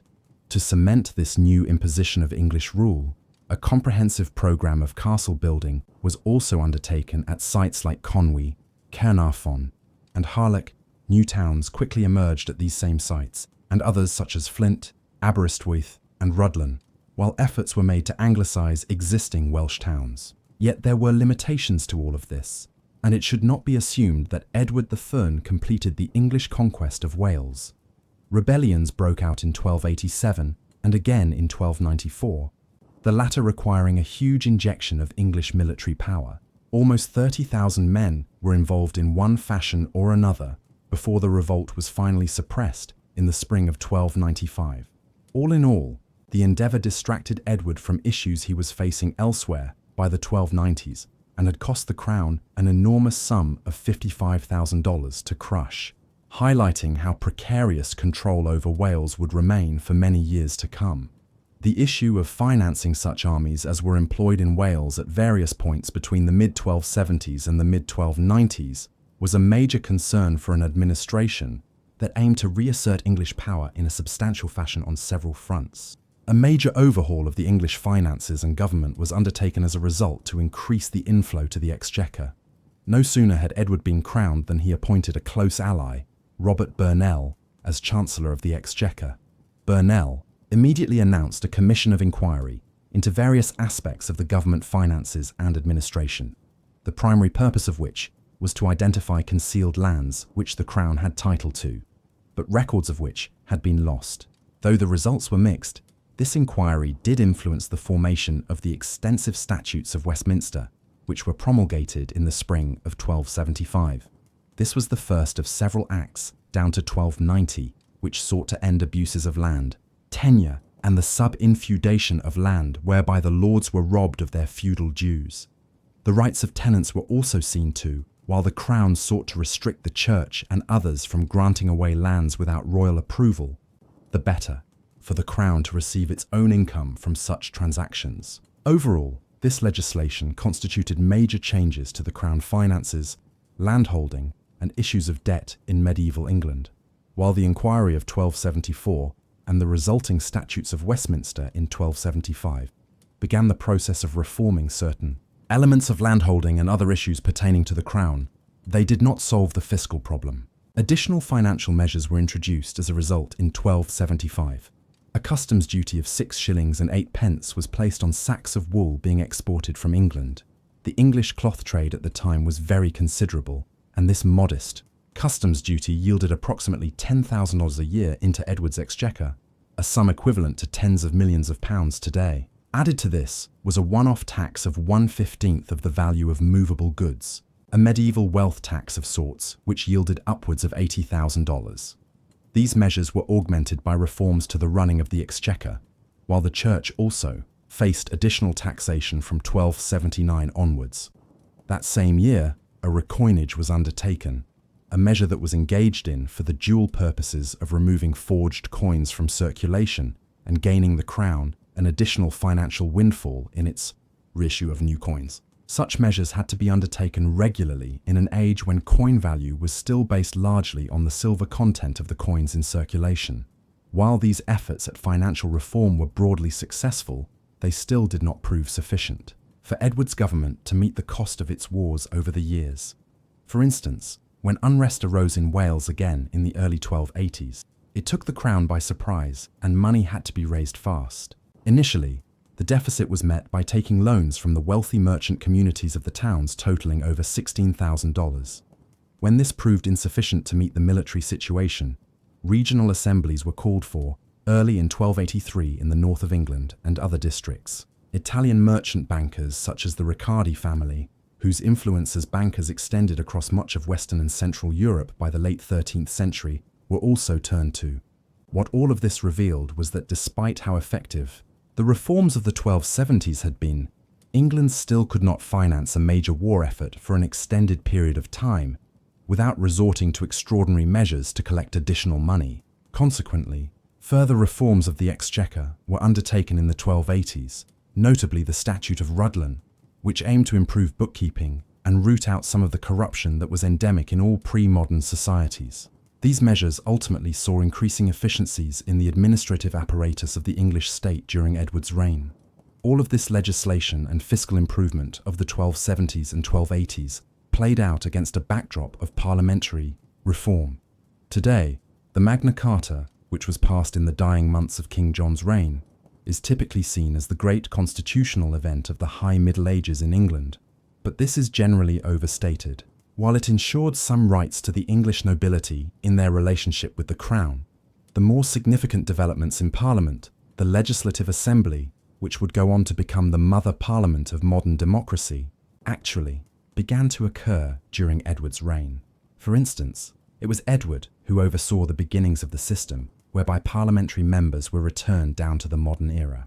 This stipulated that 2 knights were to be returned to Parliament from every county and 2 burgesses from every corporate town, a system which began to implement national representation for the first time. This presaged the constituency system, which most modern democracies elect their parliaments according to today. In addition, Edward established a tradition in his first parliament of 1275 of asking Parliament for permission for extraordinary taxation, a development that was designed to avoid the constitutional conflicts that had dogged his father and grandfather's reigns. In the process, Edward's major contribution to parliamentary developments in England was to establish a reciprocal relationship between crown and country. The crown and government could request taxes, and the country could ask for favours and reforms in return. This system would operate effectively until the 17th century. There were administrative and financial successes elsewhere. Though events in Ireland are generally little commented upon in studies of Edward's reign, there were significant developments there during his 40-plus years in power. Much of the country had been first conquered by England in the late 12th century, though some parts of it remained outside of English rule. It was still expanding during Edward's reign, though based largely on the initiative of the English lords there. 2 measures are notable, though. A lay subsidy tax was initiated in 1292, and this was used in the years that followed to fund the establishment of a new Irish Parliament with elected representatives, which met officially for the first time in 1297. It would last for over 500 years until the Act of Union subsumed the Irish Parliament into the English Parliament at Westminster. In addition to this, Edward's reign saw a notable strengthening and expansion of the court system in Ireland, with centralised courts in Dublin and regional courts in the provinces dispensing justice under the common law. As a result of all this, Ireland generated a healthy profit for the English exchequer by the end of Edward's reign, and English political commentators on Ireland of the early modern period would look back from a vantage point of over 250 years and view the early 14th century as the heyday of English rule in Ireland. A further issue which impacted the finances of Edward's kingdom was the position of the Jewish people. A sizable Jewish population had emerged in England during the late 11th and 12th centuries. As elsewhere in Europe, many Jewish people began working as moneylenders, as this was a profitable endeavour and the Roman Catholic Church forbade Christians to practice usury, the loaning out of money at extortionate rates. Therefore, by the early 12th century, the Jewish community in England was playing a role in the economic life of the country that was significant considering their actual numbers. This coincided with a growing anti-Semitism in England. Jews were perceived by medieval Christians as being guilty of deicide, the murder of God, in having called for Jesus' execution. This, combined with the issue of Jewish money lending and their growing role in the economy, had led to increasing persecution of the country's Jewish community during Edward's father's long reign, notably in extorting heavy sums of money from the country's Jews through extraordinary taxation on them and the application of heavy pressure on the country's Jewish people to convert to Christianity. Edward increased these anti-Semitic policies as soon as he became king. In 1275, the Statute of Jewry was passed, which outlawed Jewish people from practicing usury, relieving many of those who owed money to Jewish moneylenders of their debts, confining the Jewish people into ghettos in certain towns and cities, and forcing those over 7 years of age to wear a yellow badge marking them as Jewish. Taxes, specific to all Jews over 12 years of age, were also introduced. These extremely punitive measures were only in effect for 15 years, for in 1290, Edward, having determined that many Jewish people continued to act as moneylenders across the country, decided to expel the Jewish population from England altogether. Edward had just returned from a journey to his French possessions in Gascony in the late 1280s and needed to levy additional taxes to pay for the campaign. To make this more acceptable to the nobility and gentry, he included a promise to expel the Jewish community from England, a measure which he duly followed through on in 1290.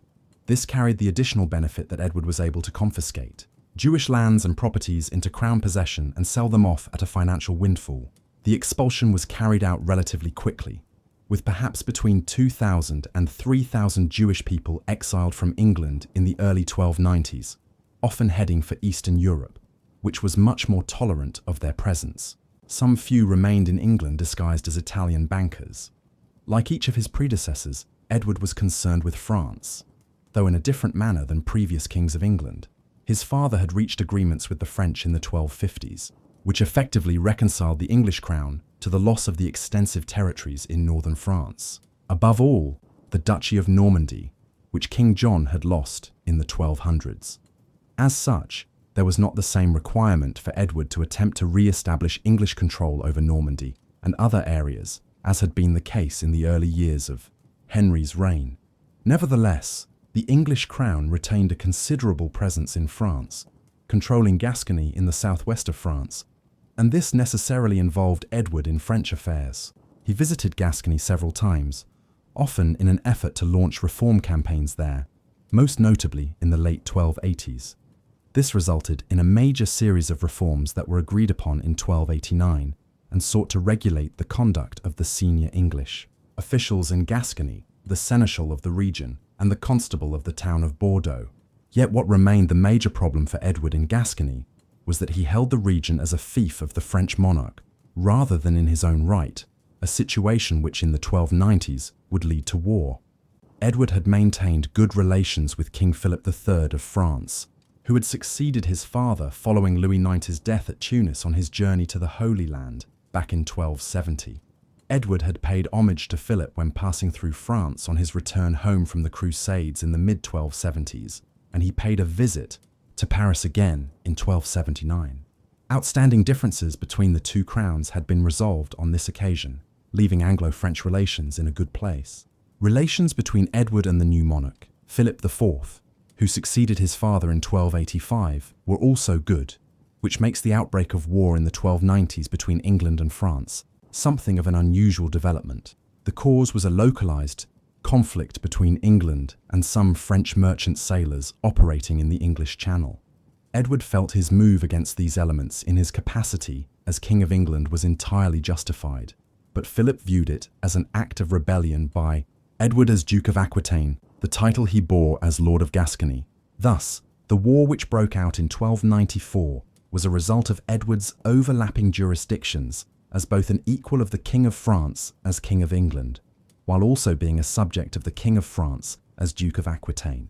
After some military engagements in the English Channel with the French merchant vessels there, Philip summoned Edward to Paris to account for his actions. The English monarch was unwilling to show obeisance to a fellow monarch in this fashion, and so sent his brother Edmund on his behalf. A compromise was reached at this point, whereby Edward would hand over some minor fortresses as surety in Gascony, while Edward would marry Philip's sister, Margaret, a woman nearly 40 years his junior. Edward's first wife, Eleanor, had died in 1290, after 36 years of marriage, meaning Edward could marry the French king's sister as a means of resolving the dispute which had arisen in the English Channel. However, the entire arrangement turned out to be a ruse on Philip's part in order to have the Parliament of Paris vote through the confiscation of the Duchy of Aquitaine from Edward. With the outbreak of outright war, Edward's plans also changed, and he now began to develop ambitions to reacquire some of the territories lost by his grandfather 90 years earlier. Edward's strategy from early on in the war was to develop a major alliance of continental powers against the French. In particular, he sought allies amongst the many principalities of the Low Countries and Western Germany, which in the late medieval period were divided into dozens of small dukedoms, counties, and city-states, and with the powerful Duke of Burgundy, who controlled extensive territories in eastern France. In this way, Edward hoped to build up a power base in the Low Countries around the Duchy of Brabant and the counties of Gueldres and Holland, whereby England would strike into northeastern France towards Paris, rather than operating out of Gascony, as the French would suspect. This action was delayed until 1297, by which time the English had encountered mixed fortunes in their clashes with the French in Gascony.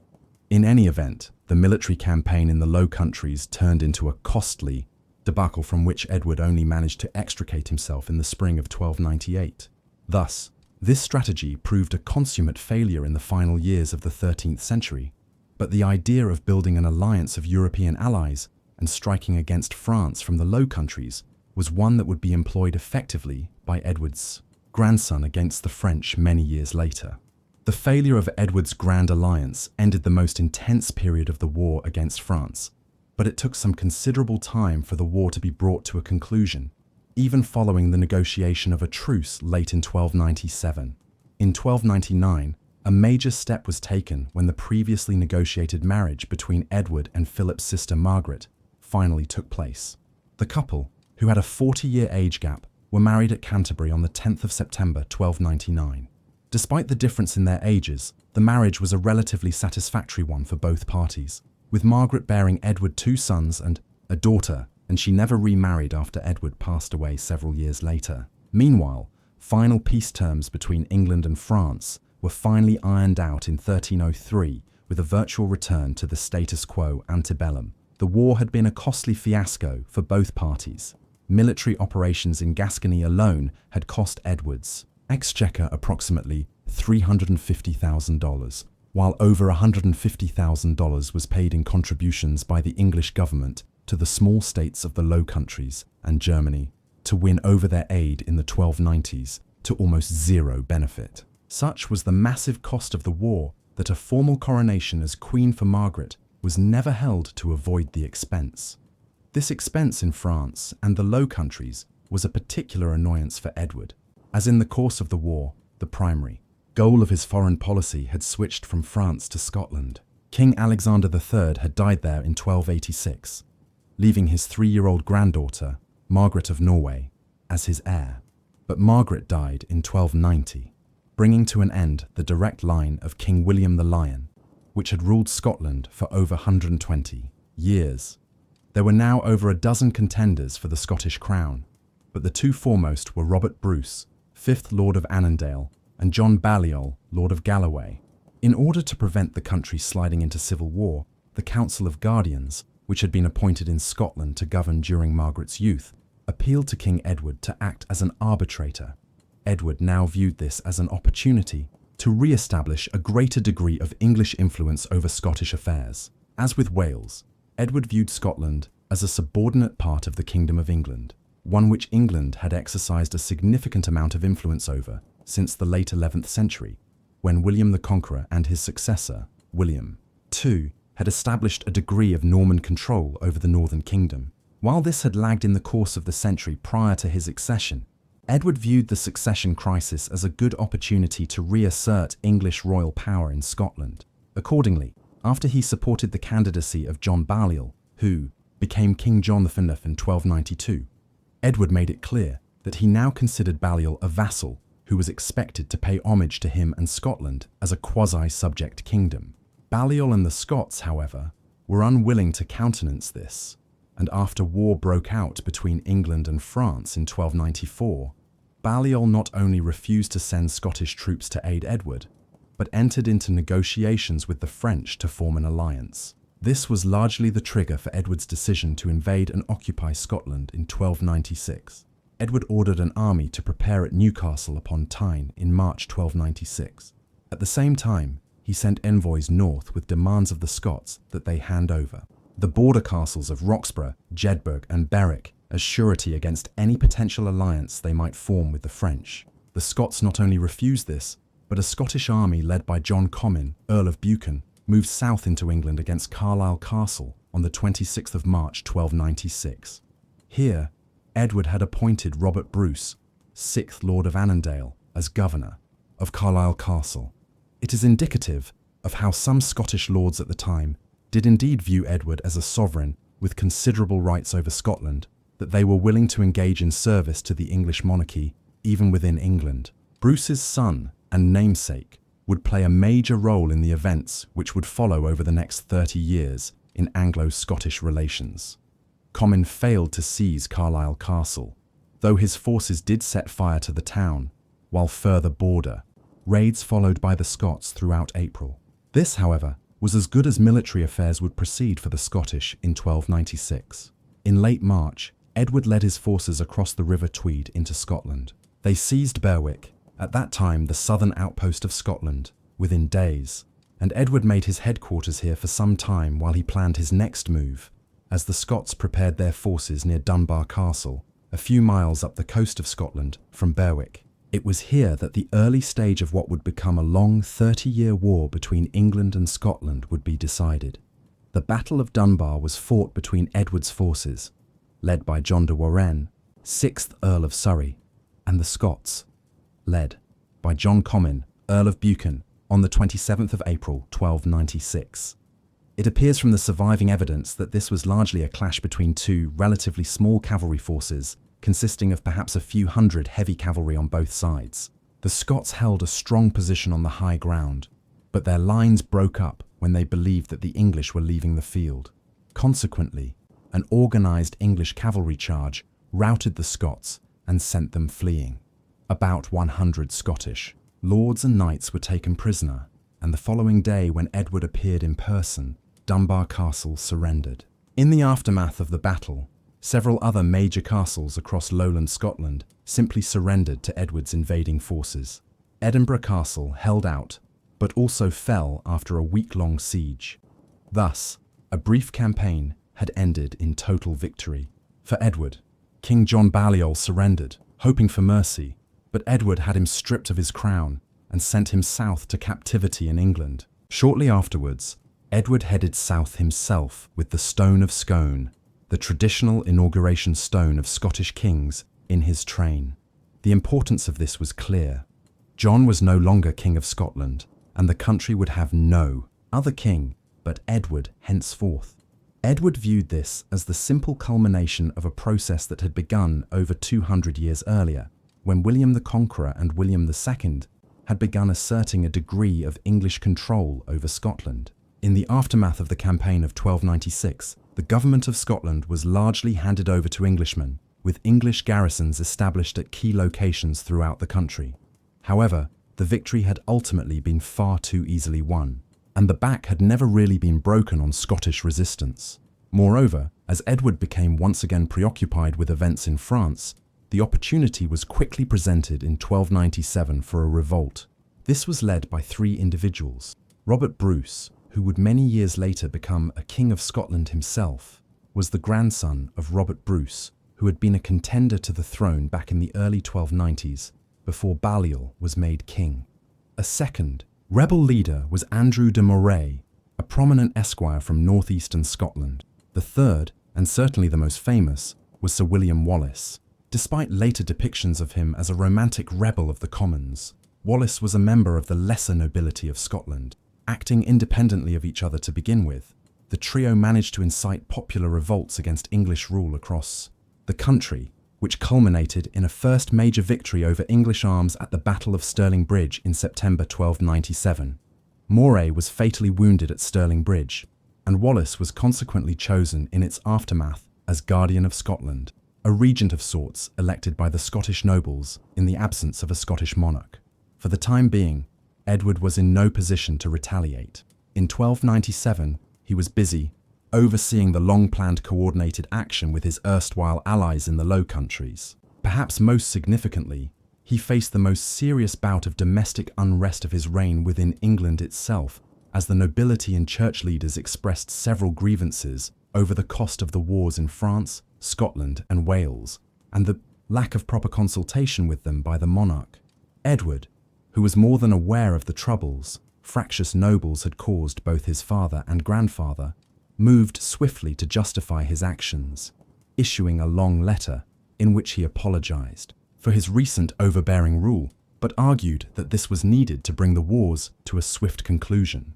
This did not entirely placate the nobles, who petitioned for an amendment to Magna Carta, the Great Charter which King John had agreed with his nobles in 1215 to enshrine respect of their rights.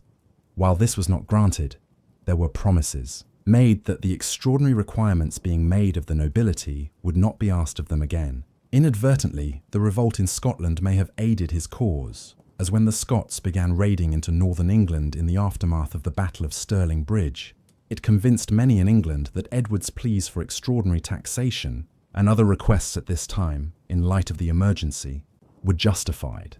Edward quickly responded to the incursion of the Scots when he returned to England from Flanders in the spring of 1298. A large army of upwards of 20,000 troops was quickly assembled and led north by Edward, many of them being Welsh infantry who had been pressed into service to demonstrate their loyalty after the major Welsh revolt of the mid-1290s. They assembled at Roxburgh in late June, and it was from here that Edward proceeded north towards Falkirk. Here he met Wallace's army in the field on the 22nd of July, 1298. Edward's forces were far numerically superior to the Scots, but the large Welsh contingent was fractious. The Scots numbered some 6,000 men, comprising approximately 4,000 long spearmen who formed into 4 schiltrons, hedgehog-like phalanxes used to break any charge, including those by heavy cavalry. The gaps between these were then filled by approximately 500 cavalry and over 1,000 archers.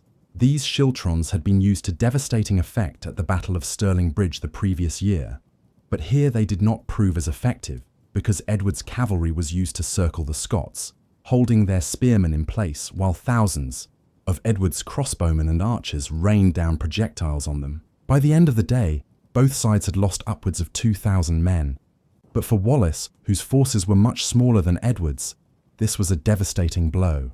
Despite his triumph at Falkirk, Edward was unable to capitalise and re-secure control over all of Scotland in the months that followed, restricting his hold to the castles of the border region and southern Scotland. Moreover, developments in France and his marriage to Margaret ensured that Edward was yet again distracted by events elsewhere in 1299, allowing the Scots the opportunity to retake Stirling Castle following a lengthy siege. With the war in France all but over from late 1299 onwards, Edward was able to focus more on Scotland from 1300. But despite annual campaigns into the country, his cause was hampered by Wallace and the other Scottish leaders being unwilling to risk another major defeat, such as had occurred at Falkirk. As a result, Edward was fighting an enemy in the early 1300s that proved unwilling to meet him directly on the field of battle. But victory could be won by duplicity and diplomacy too. Robert Bruce was won over in 1302 to his cause by Edward, while peace in France the following year ended any hope of aid to the Scots from that theatre. A year later, many of the Scottish lords came to terms with Edward after the English retook Stirling Castle. The Scottish cause was dealt a further blow in the autumn of 1305, when William Wallace was captured near Glasgow by John de Menteith, a Scottish knight loyal to the English crown, and handed over to Edward's government. He was taken to London, where he was hung, drawn, and quartered at Smithfield on the 23rd of August 1305. Meanwhile, Edward moved to consolidate his hold over Scotland by appointing his nephew, John of Brittany, son of Edward's sister Beatrice, as Royal Lieutenant of Scotland, while English officials were also installed as Chancellor or Chamberlain within the Scottish government. This process continued down the ranks, with English constables appointed to oversee the border towns and castles, and sheriffs established in the lowland regions as well. The near-total victory which Edward had once again won was emphasised in the decision to appoint English judges to some of the positions on the Scottish bench, while a review of the Scottish legal system to streamline it with the English common law was initiated. As with the decision to remove the royal inauguration stone from Scone in 1296, further symbolic gestures were made to emphasise Scottish subjugation, notably the reference around this time in English correspondence to Scotland as land rather than as a kingdom. Edward's victory in 1305 was to prove as ephemeral as that which he achieved in 1296. At a meeting at Greyfriars Kirk in Dumfries, near the Anglo-Scottish border on the 10th of February 1306, between Robert Bruce and Robert Comyn, the only two viable remaining candidates for the Scottish throne, Bruce killed Comyn. The cause of the quarrel was that Comyn attempted to renege on an agreement whereby one of them would relinquish their claim to the throne in return for a grant of lands that would make him the primary magnate in all of Scotland, while the other would become king. When Comyn reneged, Bruce killed him, and 5 weeks later, he had himself proclaimed as King of Scotland, ending a 10-year hiatus during which Edward had effectively ruled the northern kingdom with no monarch north of the border. The inauguration was symbolically performed at Scone, the traditional site for the crowning of Scottish kings, despite Edward's seizure of the inauguration stone and bringing it to England 10 years earlier. Some royal robes were brought out of hiding to solemnize the occasion. As he did so, Robert launched a new rebellion against English rule in Scotland. Bruce's decision to revolt early in 1306 might well have been a propitious move designed to exploit Edward's increasingly poor health. By now, the king was nearing his 70th year, a ripe old age by the standards of the late Middle Ages. Despite his infirmity, a substantial army was nevertheless readied under the command of Aymer de Valence, Earl of Pembroke, and Henry Percy, and sent north, together with a further force under the command of the Prince of Wales, the future Edward II. In the meantime, Edward became incredibly vindictive following this latest setback in a war he had been trying to win for 10 years, and was determined to demonstrate that he considered this to be a treasonous rebellion by his own subjects, rather than actions occurring in an independent kingdom. As a result, many prominent Scots residing in England were executed in the course of the summer and autumn of 1306 for having tenuous links to Bruce, while others were imprisoned in cages on public display at some of the border fortresses in southern Scotland, a highly unusual punishment for the time. The initial campaign did not proceed well for Bruce. Having advanced into Scotland, de Valence parleyed with Bruce at Methven in mid-June 1306, with their forces on the field. It being late in the day, both sides agreed to wait to do battle until the next day. But as Bruce's forces bivouacked several miles away that evening, de Valence's forces fell on the Scots in a highly dishonourable breach of the English commander's word. Heavy losses were sustained, and Bruce only barely managed to fight his way out of the slaughter. Then, on the 13th of September, the Prince of Wales captured Kildrummy Castle from the Scots, taking Bruce's brother, Nigel, captive, along with several other senior supporters of the Scottish king. One of these, Sir Simon Fraser, was taken to London and executed, despite having been a former courtier at the English court. This was in keeping with Edward's policy of showing no mercy towards any supporters of Bruce's cause throughout 1306. The king himself remained in no fit state health-wise to command on the field, and despite Bruce's campaign being at a low ebb in the autumn and winter of 1306, matters began to turn early in 1307. Bruce spent the winter either in the Hebrides of western Scotland or the Orkneys, building up his support in the Gaeltacht of Scotland, while possibly also visiting Ireland. Reinforced, he returned to the Scottish mainland early in the spring of 1307 and began a guerrilla war in southwestern Scotland, Ominous signs that Edward would not be able to reverse the situation again in Scotland were seen in April 1307, when Bruce first won a small victory over de Valence's men at the Battle of Glentrool, and then a much more decisive win at the Battle of Loudon Hill in Ayrshire. Here, de Valence led as many as 3,000 men against a force of under 1,000 Scots led by Bruce, but the Scots utilised the terrain effectively to nullify de Valence's numerical superiority. Spearmen were used to the same effect as at Stirling Bridge years earlier to gain a major victory for Bruce over the English. Edward was apparently furious with these new reversals, which signified an end to the possibility of any quick overcoming of the fresh unrest in Scotland. This was the context in which King Edward I's life came to an end. Several weeks after the loss at Loudon Hill, he reviewed some of the English troops amassed at Carlisle Castle near the border, before finally proceeding north towards Scotland, despite his poor health. His condition immediately deteriorated as he contracted dysentery, and while camped at Berg by Sands, just south of the Scottish border, on the morning of the 7th of July 1307, Edward Longshanks died. A tradition holds that Edward's deathbed wish was that his heart be carried to the Holy Land as part of a new crusade, which the king had always had ambitions to launch, but had never found the time propitious to do so. He would have died that summer morning in his 68th year, believing that much of his life's work was at least incomplete, and perhaps heading towards failure, as Scotland had recently acquired its first king after a 10-year hiatus, and Bruce had won several victories on the field of battle against Edward's forces. Moreover, it must have been clear to him that no matter how often he sent large armies into Scotland and established a seeming control over the country, it always ended up in rebellion within months. He was succeeded by his son, Edward, Prince of Wales, with whom ominous signs of his reign being dominated by powerful favourites had already emerged. After a few further months of campaigning in Scotland, Edward headed south and was crowned king in February 1308. Edward's death ushered in a period of political, social and economic crisis in England. His son's 20-year reign was chaotic, with Edward II favouring a range of political favourites who aroused the enmity of the wider political community of England. This was compounded in the mid-1310s, when a run of very poor weather struck Europe. In 1314, this led to nearly 150 days of continuous rain followed by widespread harvest failures, which led to one of the most catastrophic famines in the continent's history. Simultaneously, an outbreak of a very virulent form of cattle disease occurred, which saw livestock numbers plummet.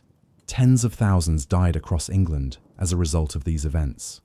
And while Edward II's successor in 1327, Edward III, proved a far more capable ruler, Europe was ravaged by one of the most catastrophic plague epidemics in human history, the Black Death, in the 1340s and 1350s, killing upwards of half of the population.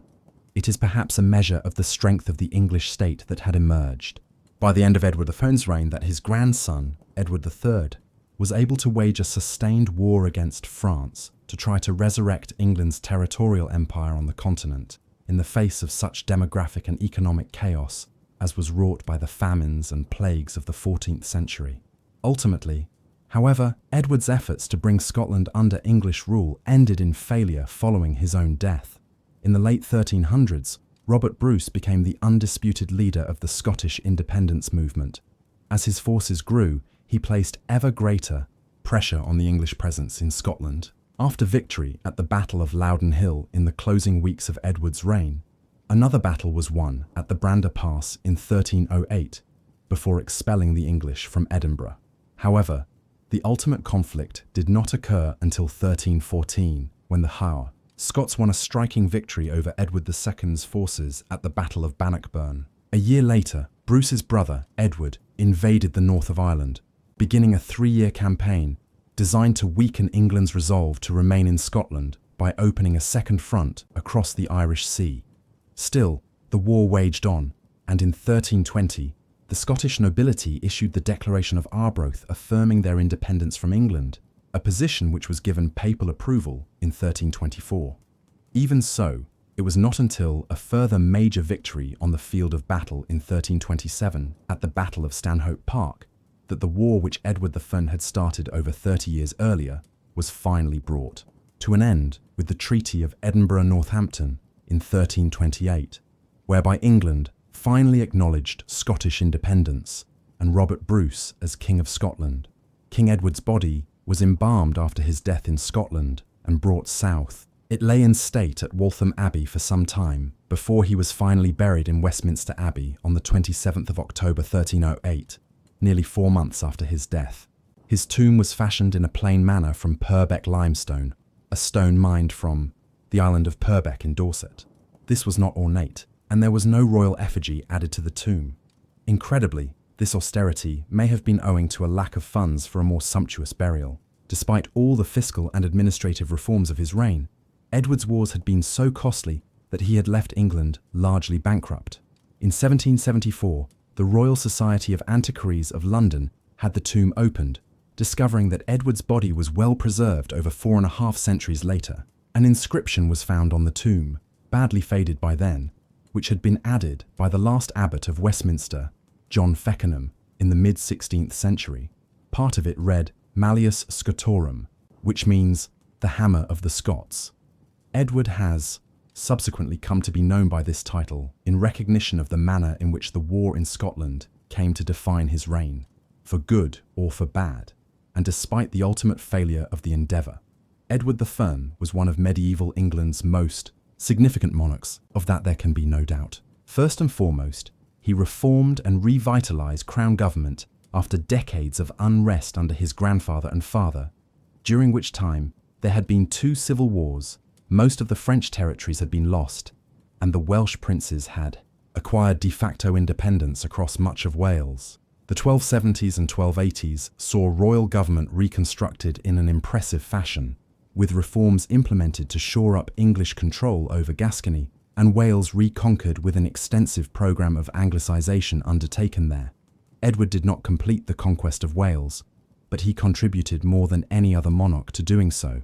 While many Welsh people would not view this as an achievement, if it is viewed purely from the perspective of a centralising state of the High Middle Ages, it constituted a considerable accomplishment of Edward's reign, one which forced the Welsh lords to once again pay homage to the English crown, and which furthered a process that had been initiated in Wales during the Norman conquest of the mid-11th century. At home, although he was not really an administrator himself, Edward appointed a number of capable individuals to senior ministerial positions.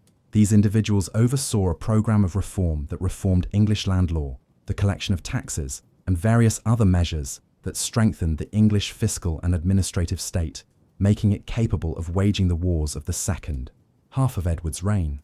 However, the problems of Edward's reign began to mount in the 1290s. From 1292, when he supported John Balliol's claim to the Scottish throne as a subject monarch, he was increasingly determined to bring Scotland under English rule. As with Wales, this must be viewed from the perspective of the late 13th century.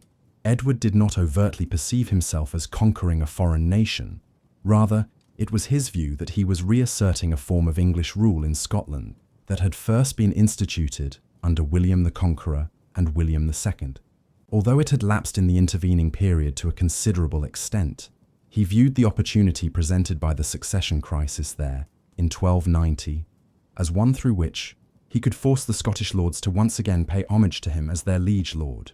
However, matters became more complicated in 1294 when he became embroiled in a war with France, which presaged the 100 Years' War initiated under his grandson 40 years later. Edward's fleeting efforts in this respect proved enormously costly and yielded zero benefits to either him or the French. But it was in Scotland that things really turned sour. Edward must surely have felt like he had achieved tremendous success in 1296, when he defeated the Scots and effectively subsumed Scotland into England, leaving the Northern Kingdom without its own king for the next 10 years. Even one who had been selected by Edward to effectively act as a vassal like John Balliol was in 1292. But success in the north was always ephemeral. In 1297, under figures like Wallace and de Mornay, the Scots rose successfully. Edward twice more seemed to have reduced them in 1298 and 1305. But on both occasions, no sooner had he returned to England and the dust settled than a fresh revolt arose. The final one by Robert Bruce in early 1306, who made himself King of Scotland after a 10-year interregnum. was never fully subdued and eventually resulted in Scottish independence being reacquired many years later. Henry, later known as both Henry Bolingbroke and King Henry IV of England, entered this world on the 15th of April 1367 at Bolingbroke Castle, Lincolnshire, England. His father was John of Gaunt, Duke of Lancaster, who was born on the 6th of March 1340 in Ghent, in what is today Belgium. He was the third son of King Edward III and his wife, Philippa of Hainault. Henry's mother was Blanche of Lancaster, the daughter of Henry of Grosmont, 1st Duke of Lancaster, and his wife, Isabel of Beaumont. She was born in March 1345 at Bolingbroke. Castle. John of Gaunt and Blanche were third cousins, both descended from King Henry III. They married on the 19th of May 1359 at Reading Abbey in Berkshire, when she was only 14 and he 19. She gave John 7 children, but only 3 survived to adulthood. Philippa, born in 1360, Elizabeth in 1364, and Henry in 1367. John of Gaunt grew up overshadowed by his more militarily illustrious older brother, Edward of Woodstock, also known as the Black Prince and the heir to the English throne. Although both John and Edward had served in important battles, John's efforts proved a disappointment to his father. Yet, fate had a different plan for John. His brother Edward developed an inexplicable wasting disease, suffering from it for 8 years. He died in 1376 before he could ascend to the throne. Edward only had one son, Richard, who was 10 years old when he became king, after Edward III died the following year. As the young king's uncle and a leading member of the royal family, John did his best to provide a moderating force for his nephew, even taking on the role of peacemaker as Richard's behavior became increasingly erratic. It could be said that John's greatest achievement was to keep not only himself but his son and heir, Henry, alive through the tumultuous years of Richard II's reign. Henry Bolingbroke entered the world during uncertain times. In many ways, his reign was a transitional period from the societal chaos of the Middle Ages to the beginnings of modern statecraft and nation-building. His birth occurred during a brief lull in one of the longest periods of conflict between France and England, known to us as the 100 Years' War, which began in 1337 and ended in 1453. In addition to tensions with France, England experienced birthing pains as it evolved not only into a nation, but also struggled to create a reliable, responsive government. Since the difficult reign of King John, the kingdom suffered through a rollercoaster of powerful nation-building kings, such as Henry III and Edward III, interspersed with weak, recalcitrant kings, such as Edward II and Richard II, who nearly brought the country to civil war. Surrounding regions like Wales and Scotland also asserted their nationhood, leading to continued conflicts with England. In addition, in 1378, the Catholic Church split, creating 2 seats of power and 2 popes, one still in Rome and the other in Avignon. The Great Papal Schism upset the established hierarchy that had held medieval Europe together. In this vacuum, people began to question aspects of Catholic practice, such as transubstantiation. Groups such as the Lollards in England, led by John Wycliffe, actively protested the excessive involvement of clergy in temporal affairs. They presented what they called the 12 Conclusions, which demanded reform and greater transparency within the church. The general populace had to not only brave the ravages of war and religious uncertainty, but also had to endure repeated plagues, famines, extreme weather, and economic dislocation due to population fluctuations and the destruction of war. The people began to demand a more transparent and responsive government. One way of achieving this came by implementing provisions found in the Magna Carta that served as the foundation for a new royal advisory system called the Parliament. As the country moved into the 15th century, Parliament continued to increase its influence on how government functioned. Yet, there was a downside to this advance.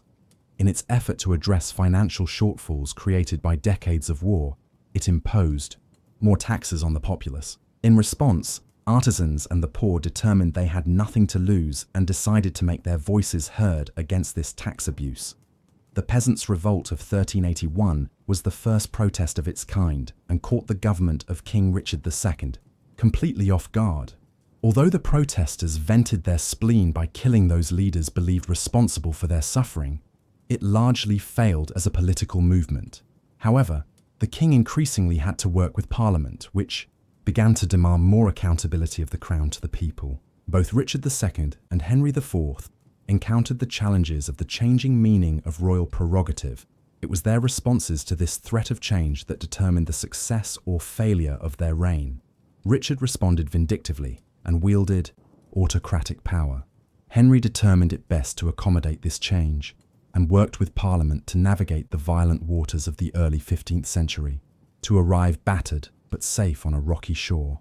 His son, Henry V, benefited greatly from the moderating force of his father's actions during his turbulent reign.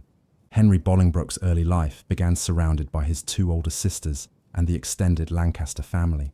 His great-aunt, Blanche, Lady Wake, looked after the three children until they were old enough to begin formal education. Henry did not know his mother because she died a year after his birth.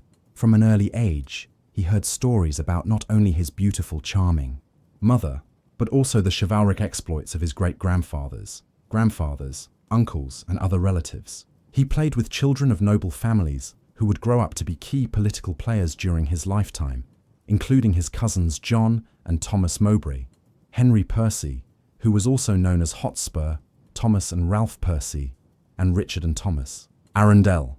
Henry rarely saw his father until 1371, when he returned with his new bride, Constanza of Castile.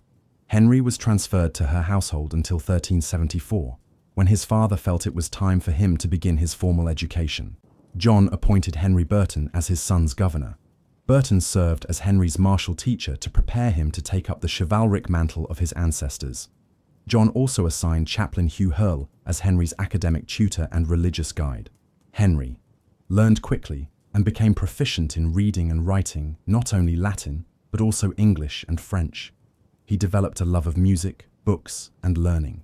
True to his familial heritage, he excelled at the martial arts. Henry's life was relatively idyllic and secure until the succession crisis hit around 1376, as the Black Prince neared death. The question became who should succeed Edward III, since his heir apparent was about to die and his only son was just a minor.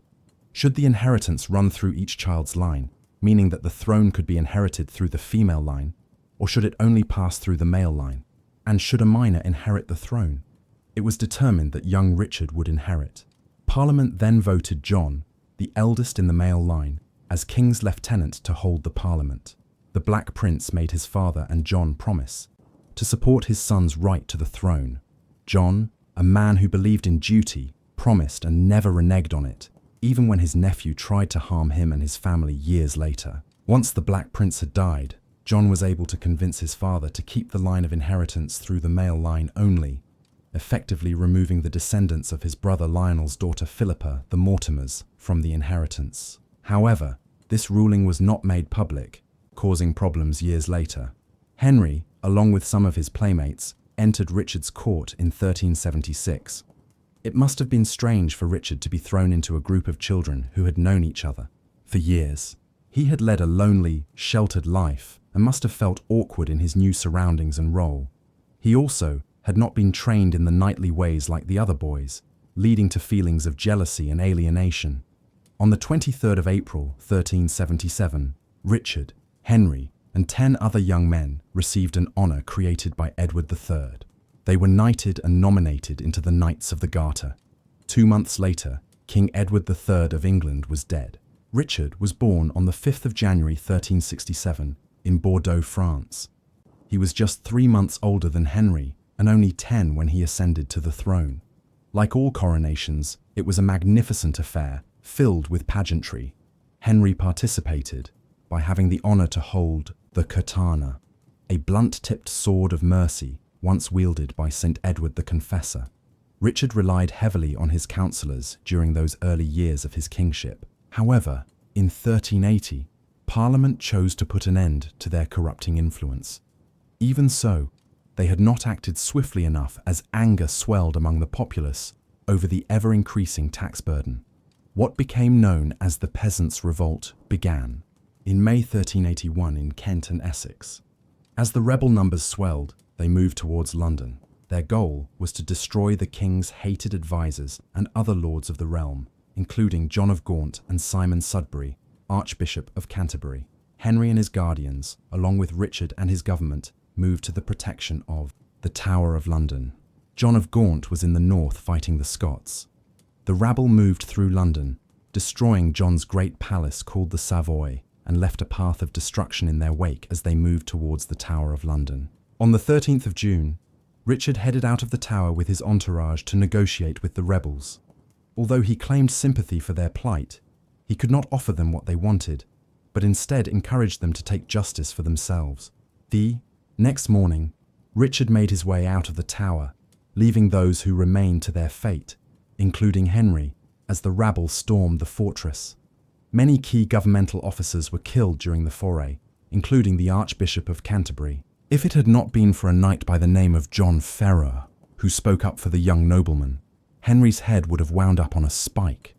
It can be said that in many respects, this was the defining moment in the relationship between Richard and Henry. Richard believed he had proven himself kingly by his actions and could rule as he willed. Henry learned he could never trust his cousin because he had been willing to let others die while he fled to safety. By early 1381, John had taken control of Henry's education and began to groom his young son to be a prince of the realm. John first ensured he had a suitable marriage. His bride was Mary Bohun, only 11 years old.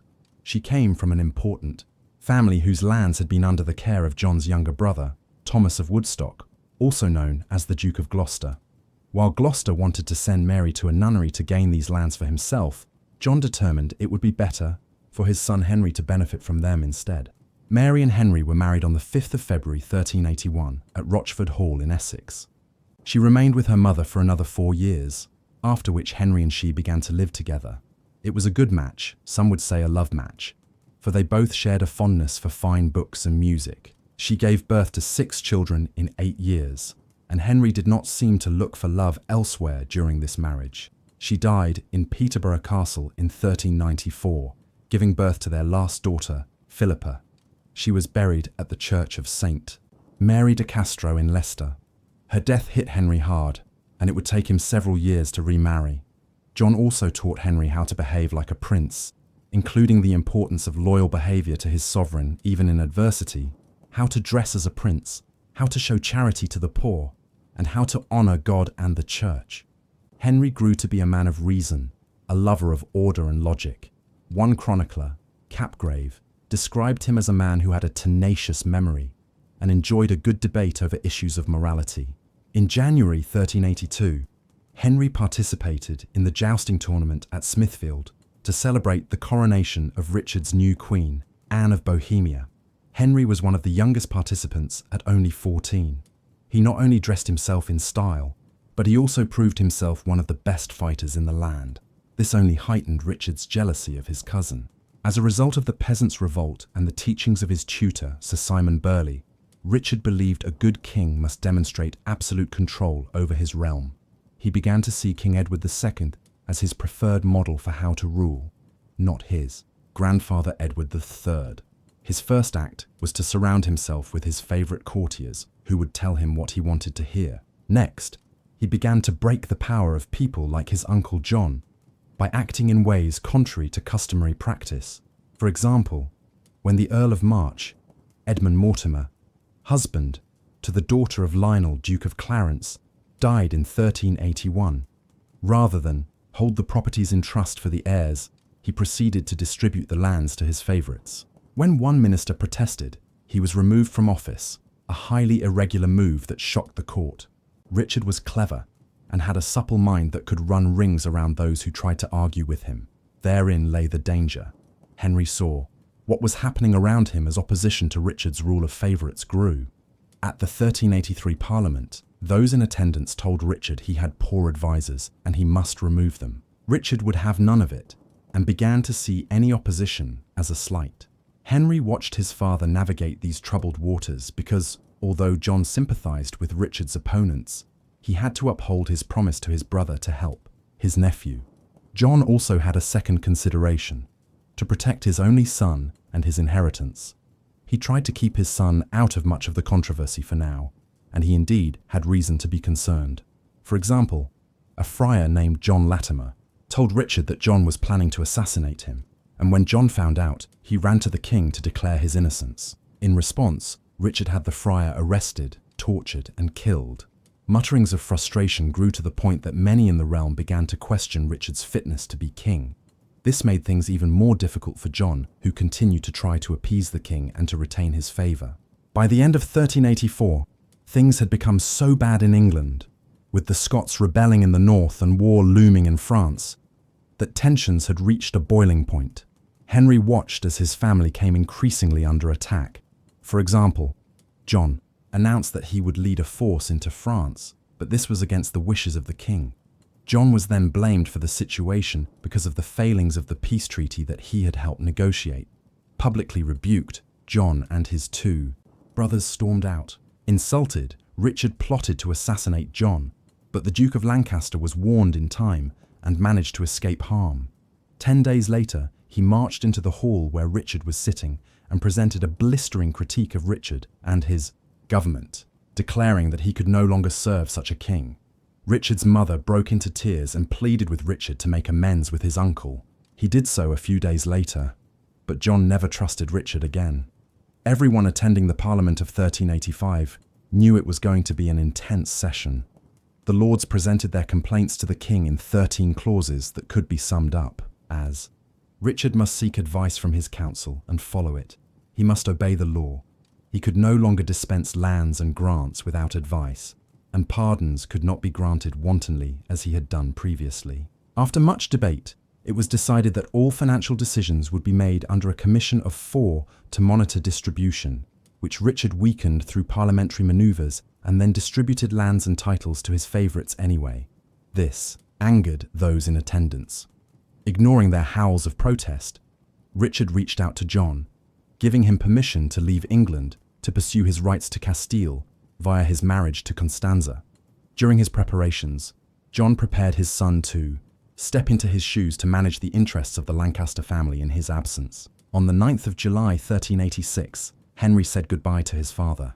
Henry soon found himself faced with the challenges his father had managed until now, most importantly navigating Richard and his whims. He rightly chose initially to stay away from court, and instead headed home in time to see his first son, Henry, born on the 16th of September, 1386. Even so, events pointed him in the direction of Westminster. The French threatened to invade England, but when the king announced at Parliament in October that he would lead an army to France, it refused to grant him the right of taxation, explaining that he had failed to heed their advice and refused to act in accordance with their directives. Furious, Richard stormed out of the chamber, while those in attendance remained with the Duke of Gloucester leading the opposition. The gathering began to determine the best course of action and decided it was time to propose the deposition of the king. Gloucester and Thomas Arundel, the Bishop of Ely, were chosen to report this decision to the king. When told, Richard rebuffed this report by saying that he would rather seek the aid of his cousin in France against his enemies than cave to Parliament. For Gloucester, these were fighting words. Over the next few days, Parliament pored over legal documents to see how Edward II had been deposed. It had become clear to everyone that Richard was unfit to rule. When told to return to Parliament, Richard agreed, but he had planned a trap. He pointed out that the most likely candidate to succeed him was in Spain, and there was no guarantee he was coming back, and the primary alternative was still a child. Is that what the Parliament wanted? A child king? This revelation stymied the assembly, for it implied that Roger Mortimer, a child, had been declared Richard's true heir. For Henry, it proved earth-shattering. After this shock, Richard then agreed to a commission of 14 to manage his government for 1 year. Henry was not selected for this committee and returned home confused and angry, but he did not express it. He had learned from his father's example to keep his true feelings secret. Richard chose to play along with the decision, knowing that the committee's rule would be over in a year, or less if he could find a way to disable it. In August 1387, Richard asked a group of judges to investigate if the actions of Parliament were legal. He wanted them to provide the answers that he desired, and those judges who refused to do so faced threats of death, so accordingly, they affixed their seal. Richard then presented this document declaring that Parliament only had an advisory role and could grant permission for taxation, but could not order the king to do anything. Richard went so far as to revoke Edward III's statute of treason from 1352. Unease filled the realm as the end of the Commission of 14 approached. Richard then ordered the arrest of the Duke of Gloucester and other lords of the realm, only to find that they had armed themselves against him. Even Thomas Mortimer, guardian of Roger Mortimer and Richard's preferred heir to the throne, took up arms. Richard had miscalculated badly, and England was now on the verge of civil war. In November, Richard sent representatives to determine what the Lords wanted, and the Lords made it clear that Richard's 5 closest advisers must be tried for treason. On the 17th of November, the Lords rode in full armour to Westminster with 300 soldiers at the ready, where Richard sat on his elevated throne and listened. In the end, he agreed to a trial of these 5 men to be held on the 3rd of February, 1388. Although Henry supported this cause for obvious reasons, he did not play an active role until he rode up to Westminster to meet with the king on the 17th of November. He had hesitated because he likely wanted permission from his father before fully participating. But once he had gained that permission, he played an active role. Having heard that a trial was coming, many of Richard's supporters deserted him. It was decided not to depose Richard, because the messy question of the succession would come up again. Instead, they determined to destroy the resolve of Richard and his supporters by rounding them up and punishing them with a traitor's death. Their biggest threat came from Robert de Vere, the 9th Earl of Oxford, who had raised an army, and Henry was assigned to go after him. Through clever, swift action, the opposition forces managed to channel de Vere into a place where he could be captured. Henry and his men left the main group to circle around, trapping de Vere at Radcot Bridge near Oxford on the 19th of December. Realizing he had lost, de Vere slipped away and fled to Europe while his troops surrendered to Henry and his men. A week later, the opposition entered London, ready for war. A delegation with Henry, his uncle the Duke of Gloucester, along with the Earls Arundel, Warwick and Nottingham, met Richard in the Tower of London to negotiate. Although they did discuss deposition, it proved a messy topic, and the group chose to keep the status quo with only one change: that the ruling of Edward III regarding inheritance through the male line must remain in place. Richard had been muzzled, for now, but the worst was yet to come. In February, the Lords Appellant, as the opposition was called, tried the traitors and sentenced most of them to death, even in absentia. What made this event most horrific was the fact that it was not the rule of law that ran this court of judgment, but military power and revenge, and so it would come to be known as the Merciless Parliament for this reason. When Parliament met, again in September, it had become clear to everyone that the Lords Appellant could not rule any better than the king, as they focused on their own needs and not those of the realm. By the following year, Richard had taken much of the government back. When the Royal Council meeting was called for the 3rd of May 1389, Henry, following his father's example of duty, was the only one of the appellants to attend. Richard removed all of the officers appointed by the appellants, and the inheritance issue remained unsettled, with the only accomplishment being that the Duke of Gloucester had not seized the throne, and Roger Mortimer was not the official heir. Henry left the meeting feeling dismayed, but his father would return to England in November 1389. Although battered, Henry had held his own while his father was away. Richard, surprisingly, welcomed John back with open arms, and even extended the Lancastrian Palatinate Duchy to John's heirs. When a chance came for Henry to demonstrate his military prowess overseas, he was granted permission to attend the jousting festival at St. Ingelvert in France in March 1390. He would be up against the best fighters from all of Europe. These were no ordinary encounters because these were jousts of war, meaning the tips would not be blunted but sharpened so they could kill. Henry left England with many of his fellow nobles. He travelled into a different world where he met young men like himself who loved to celebrate life. He not only made lifelong friends, but also proved to Europe that he was one of the best fighters around. It was here he learned about going on crusades. It is important to point out here that the crusades to the Holy Land had ended, but there still remained efforts to convert the infidel in places such as Tunis and Eastern Europe. He returned to England in May.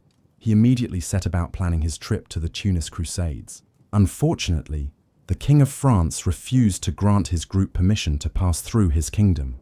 Not wanting to put all of the preparation to waste, Henry chose instead to head east to Lithuania to assist the Knights of the Teutonic Order in their efforts to convert the Baltic pagans.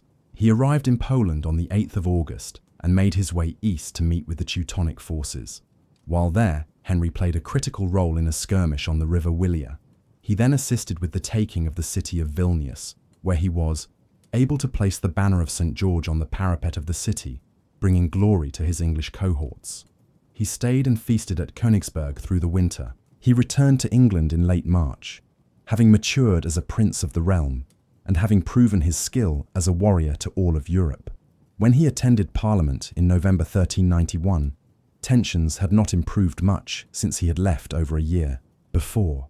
In fact, a third faction had formed around the Mortimer children because it had become clear that Richard had yet to produce an heir. More disturbing still were Richard's machinations to increase his power and his use of the division among the appellants to further weaken them. Controversy swirled on several fronts, from conflicts with the London merchants to a treaty with France, to the usual squabbles over inheritance and governmental power. So, when Henry received letters of protection on the 27th of June, 1392, to travel east again, Henry leapt at the chance to get out of England. However, when he arrived, it turned out that the Crusades in Lithuania had ended. He remained in Danzig for a few weeks to decide his next move, which was to go on pilgrimage to the Holy Land, as he wanted to visit Jerusalem. He used not only the fame of his grandfathers, but also his connections through marriages to smooth his way as he travelled south to Italy. He journeyed through Hammerstein, Frankfurt under Oder, Neisse, Gorlitz, Prague, Vienna, Klagenfurt, Villach, Treviso, and Venice. Along the way, he met heads of state, including King Wenceslas of Bohemia and King Sigismund of Hungary.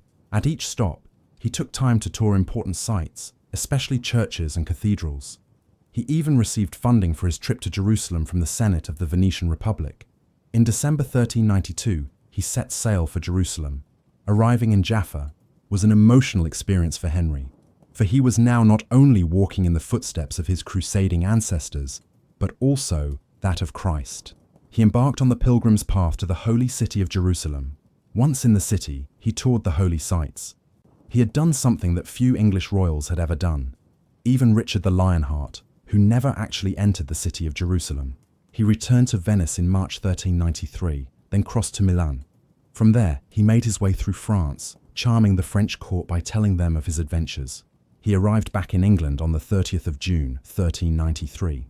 Rather than being greeted warmly, Richard's supporters wanted to kill him, his father and his uncle, the Duke of Gloucester, because of rumours saying they were plotting to kill the king. When he was called to attend Parliament set for January 1394, he went reluctantly.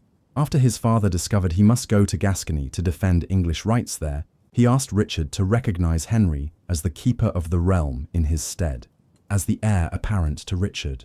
The Mortimers protested, and the whole thing blew up. Next came the dispute over funding for John's travels. Henry left Parliament having seen the Lancastrians completely disparaged in public. Then Richard provided the ultimate insult. With John away to defend English rights in Gascony, Richard named Edmund, Duke of York, as the keeper of the realm, a public rebuke to the Lancastrians. Henry followed his father's example and put on a public face of support for his king, which he continued through the Parliament of January 1395 and the council meeting in July. The most significant thing that happened during that year was John Wycliffe pinning the 12 conclusions of the Lollards to the door at Westminster Abbey. Otherwise, the usual squabbles continued, and Henry did his best to protect his family's interests. John returned disappointed about the results in Gascony. He felt sick and concerned about the challenges facing his family. Henry wanted to leave England, and when an opportunity arose to serve in a war in Friesland, he began preparations only, to be stopped by his father. In October 1396, both John and Henry attended the wedding celebration in Calais of Richard to his new wife after the death of Anna. She was the French king's daughter, Isabella, and it was a splendid affair. Upon their return, Richard felt emboldened to begin attacking his enemies, especially the former Lords Appellant, which included Henry. To make matters worse, in February 1397, Richard made his cousin, Edmund, Earl of Rutland, his brother, effectively announcing that the heir to the throne would pass through the York clan, and not the Mortimer or the Lancaster families. Then came the rise of the counter-appellants, who systematically began to destroy the Lords Appellant and their supporters. Henry had a choice: remain loyal to them or to the king. He chose to condemn his former conspirators to protect himself. Richard did not openly attack Henry or his friend Thomas de Mowbray, the 3rd Earl of Norfolk. Instead, he used psychological tactics. When it was announced that the Duke of Gloucester had been murdered, Henry felt real fear, but Richard was not done with him yet. At the September 1397 Parliament, Richard declared that he was revoking all pardons for previous actions. He said he had a list of 50 traitors, but did not read the names in order to produce the maximum amount of fear. He hoped that rash actions would rid the realm of his opponents. Then came death threats, confiscation of property, and banishment for those who remained. It became known as the Revenge Parliament. It was a slow, difficult march through terror, but Henry did his best to remain strong. Then came the bombshell that it was his friend Norfolk who had killed his uncle. But this was a lie. It had really been a man by the name of William Searle, Richard's valet, who had done the deed. But Henry would not learn that until years later. In exchange for their loyalty, both Mowbray and Henry were raised to dukedoms. However, Henry knew something was awry and purchased a bezoar stone to counteract poison. In December, Mowbray ran into Henry and told him that they were both in trouble because of their actions in 1387. Henry went immediately to his father to ask what to do. John reported what he had learned to Richard. The king declared that the only way to settle the matter was a joust to the death between Mowbray and Henry, and the date was set for September 1398. With all of the court in assembly, the two men, dressed in their best jousting regalia, prepared to begin battle in what was termed the Court of Chivalry. They were about to start when Richard called out, declaring that the joust be stopped. He then declared that Mowbray was to be banished for life and Henry was to be banished for 10 years. Everything that John had worked for had been destroyed. They had all been played for fools. On the 13th of October, 1398, Henry said goodbye to his father before he embarked from Dover to France to begin his exile. It would be the last time he would ever see his father. Unexpectedly, thousands arrived at the harbour, cheering to show their support before he sailed away, and it left him with a glimmer of hope that all was not lost. He was sympathetically welcomed into the French court and worked to begin his new life. While the French felt sorry for this charming, talented young man, they were aware that he had been banished by his king for treason, so they embraced him warily. When news arrived of his father's death on the 3rd of February 1399, Henry was devastated. Then he learned that Richard had confiscated all of the Lancastrian lands for himself, and Henry had to make a choice. He could do nothing and waste away in exile, or he could act. Henry determined to engender support from others who had also been punished by the Revenge Parliament. The former Archbishop of Canterbury, Thomas of Arundel, had learned of John's fate and left Utrecht to find Henry. Thomas's nephew, Thomas Fitzalan, also appeared ready to support Henry, and he had a loyal band of retainers who came with him into exile. Henry knew it was time to return to regain his birthright, so he created a deception. He thanked the French court for their generosity and explained that he must go to Spain. He requested the king's leave, which was granted.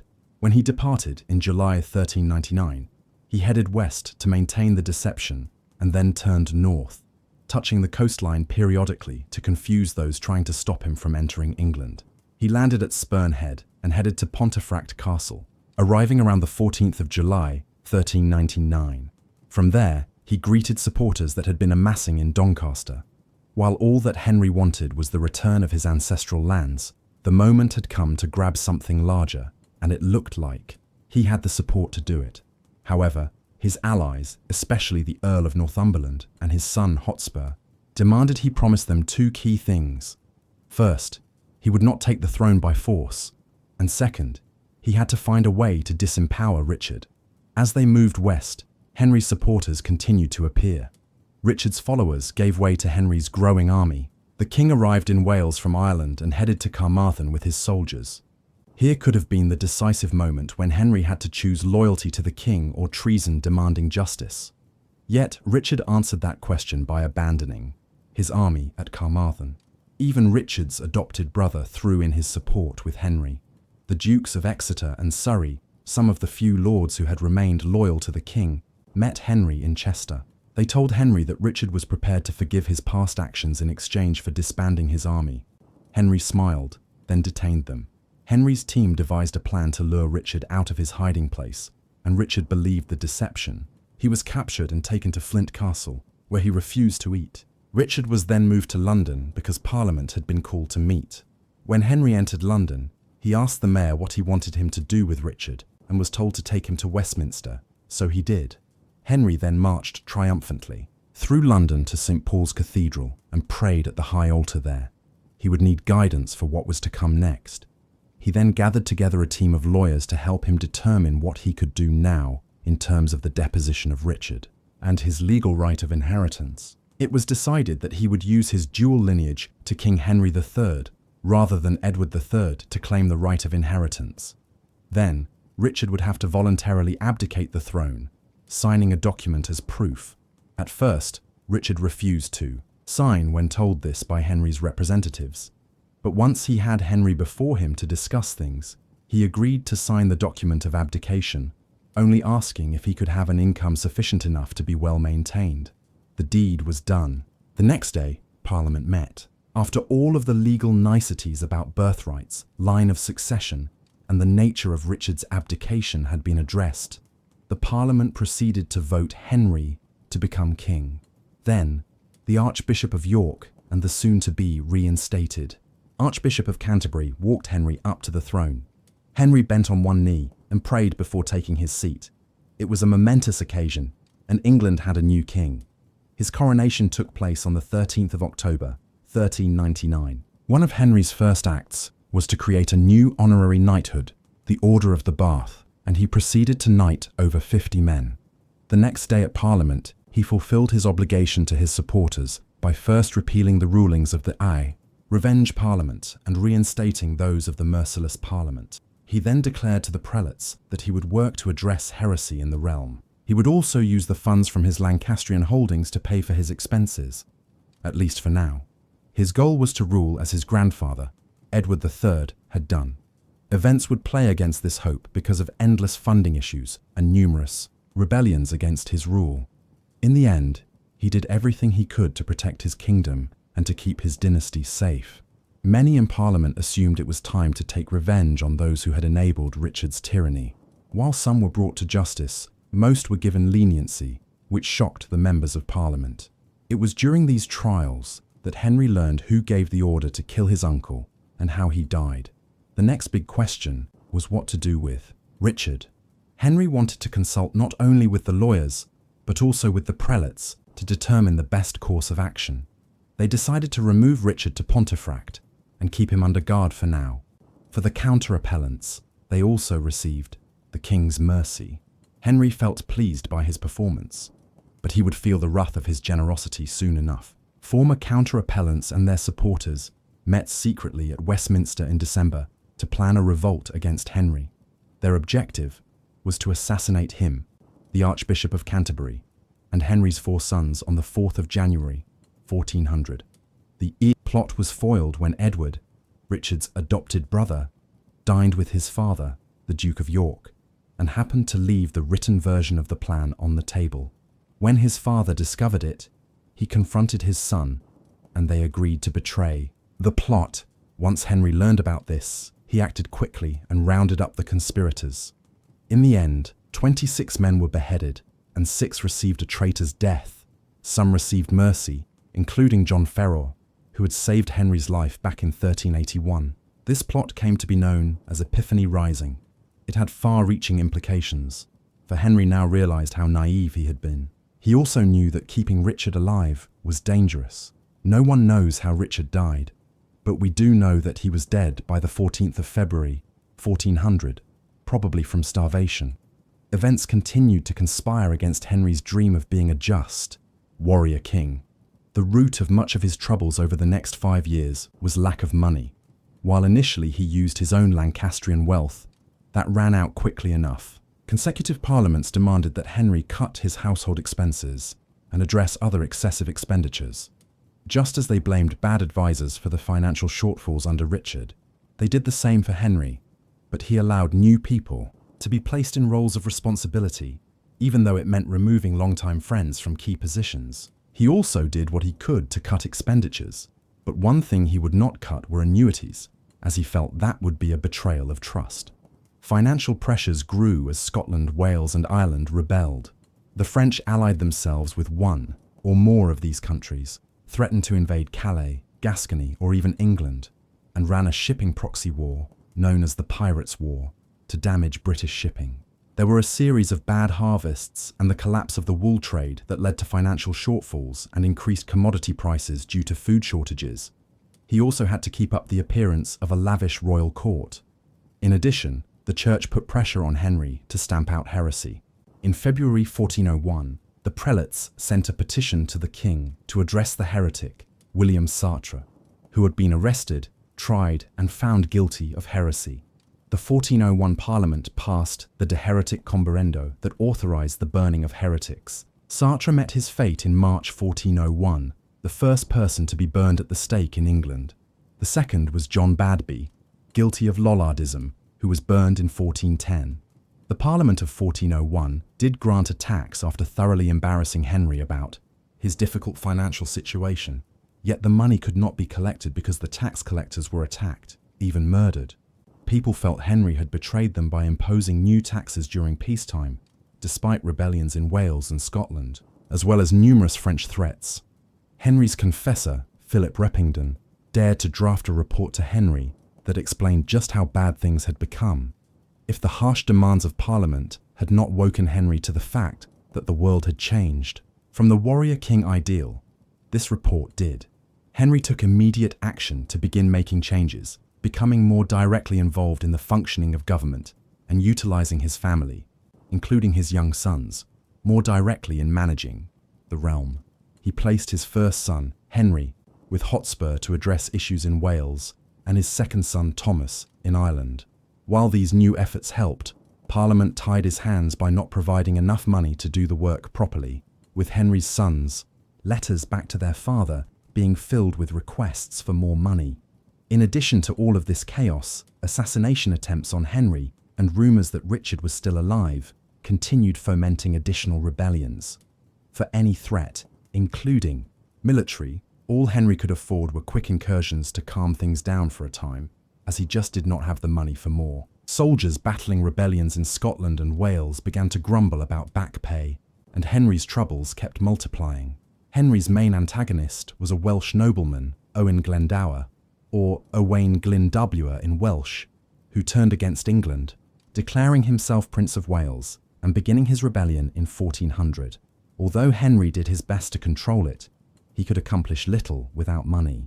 In 1402, Edmund Mortimer was captured during the Battle of Bryn Glas. Henry decided to send 3 armies into Wales in a 3-pronged approach to destroy the Welsh rebellion, but he only allowed 2 weeks for the effort, and it was a dismal failure. The only good news that year was the victory at the Battle of Homildon Hill in September over the Scots. Yet, trouble was brewing. Hotspur increasingly resented not being reimbursed for his growing military expenses. He and his family also felt that Henry had not lived up to his promises at Doncaster. In other words, Henry could not be manipulated by them. The Percy family determined it was time to overthrow Henry and joined forces with Glendower and Edmund Mortimer, who had become a Glendower supporter after his capture. Henry first became aware of the growing threat of this rebellion on the 12th of July, 1403, as he marched to address issues in the north. He acted quickly, sending troops to Shrewsbury to establish a foothold there, hoping to trap Hotspur, who was amassing a major force against him. The 2 armies arrived in Shrewsbury on the 20th of July, and the next morning the 2 armies clashed, in what is still considered one of the bloodiest battles in English history. For Henry, it proved a decisive victory, resulting in Hotspur's death and the temporary weakening of Glendower's rebellion. Parliament even granted him the right to tax, which was a small win, but an important one. Henry received a much-needed gift in July 1404 in the form of the capture of William Searle, the man who had killed the Duke of Gloucester. This provided the perfect opportunity to finally end rumours that Richard still lived because Searle had stolen Richard's signet ring. And now even the French knew that Richard was clearly dead. Henry had another success during the 1404 October Parliament. Henry's officials made it clear that the king could do nothing regarding Wales and other challenges unless he had the revenue to address it. In order to raise more funds, serious measures had to be taken, and they offered some solutions. For one, all temporalities of the church should be confiscated, which pleased the Commons immensely. Secondly, all ancient inheritances of the crown, dating from the reign of Edward III, should be rebuilt from resources found in royal castles, lands, and related fees. They proposed that a commission be established to process these records to determine what revenues could be pulled from these resources. The Parliament was so pleased by these ideas that they granted the king a generous tax, renewed the wool subsidy for 2 years, and increased the income tax on nobles to 5%. It was a major victory orchestrated by Henry's key advisor, Thomas of Arundel, the Archbishop of Canterbury. Henry continued to defend the realm as best he could, and his son Henry was able to defeat Glendower at Grosmont in March 1405. The French attacked Calais, but were beaten back with the use of England's skillful archers. Then, as Henry moved towards Wales, he was informed that a rebellion was forming near Scotland, in what would become known as the Yorkshire Rising. Northumberland, Thomas de Mowbray, 4th Earl of Norfolk, and Sir Thomas Bardolph had rebelled against the king, as well as the Archbishop of York, Richard Scrope, who had amassed an army in Shipton Moor. Henry's army, led by the Duke of Westmoreland and Henry's third son John, resoundingly defeated this rebellion. Northumberland fled into Scotland, but others were not so lucky, as Henry was not in the mood to be merciful this time, and he gave the order to execute the Archbishop after he had been found guilty of treason. This action sent shockwaves throughout Christendom, yet Henry felt it necessary to assure the safety of the realm. On the 8th of June, 1405, the day of Scrope's execution, Henry woke up screaming, "Traitors! Traitors! You have thrown fire over me!" He had red pustules all over his body and was extremely sick. Some thought it was divine vengeance for executing an archbishop. It instead was a mysterious illness that would slowly weaken and kill him over the next 8 years. It had similar symptoms to the disease that had killed the Black Prince. The Parliament in March 1406 dealt with critical issues. First, they discussed succession, because clearly the king was ill, and no one knew how long he might live. Second, they began to pull more power towards themselves, substantially weakening royal power by handing most of the decision-making role to the council. It issued the 31 articles, spelling out what the king could and could not do, and what power the council had. It was an important precedent, but it worried Henry of Lancaster for this very reason, since he wondered what would happen to his power when he assumed his role as king.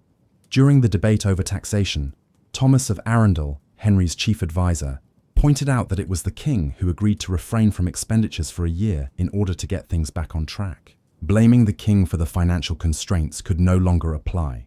It was Parliament who had to solve the problem. The king had already done what he could.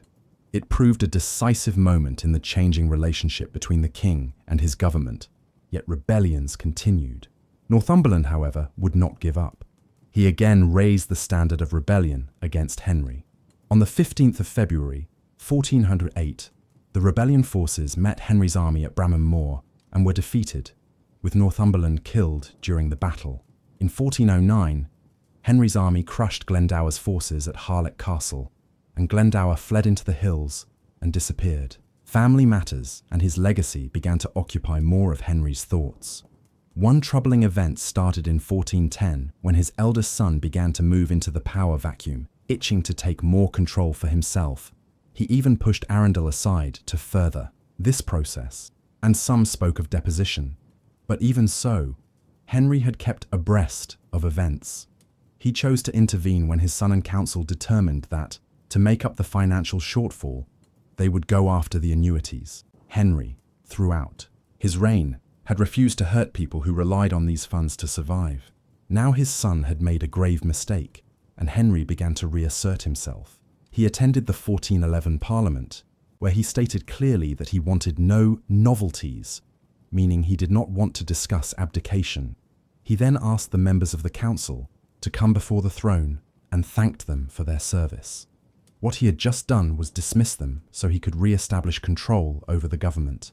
His actions infuriated his son. After a few months, he had calmed down. On the 29th of July, 1411, Henry entered his father's chamber and knelt before him. He begged forgiveness and then handed his father his dagger and said, "My lord and father, my life is not so dear to me that I would live one day that I should be in your displeasure. I forgive you my death." Henry the King tossed away the dagger, embraced his son, and cried.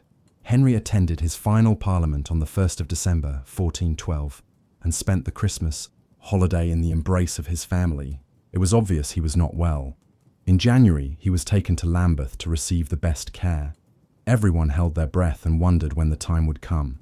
On the 21st of February, 1413, they moved Henry to Westminster Abbey.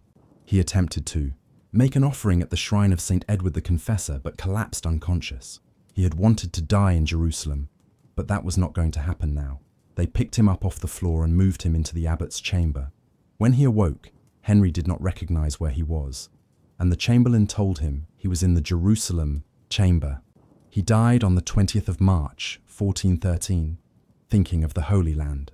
They waited until his son Thomas could return from defending Gascony for the funeral.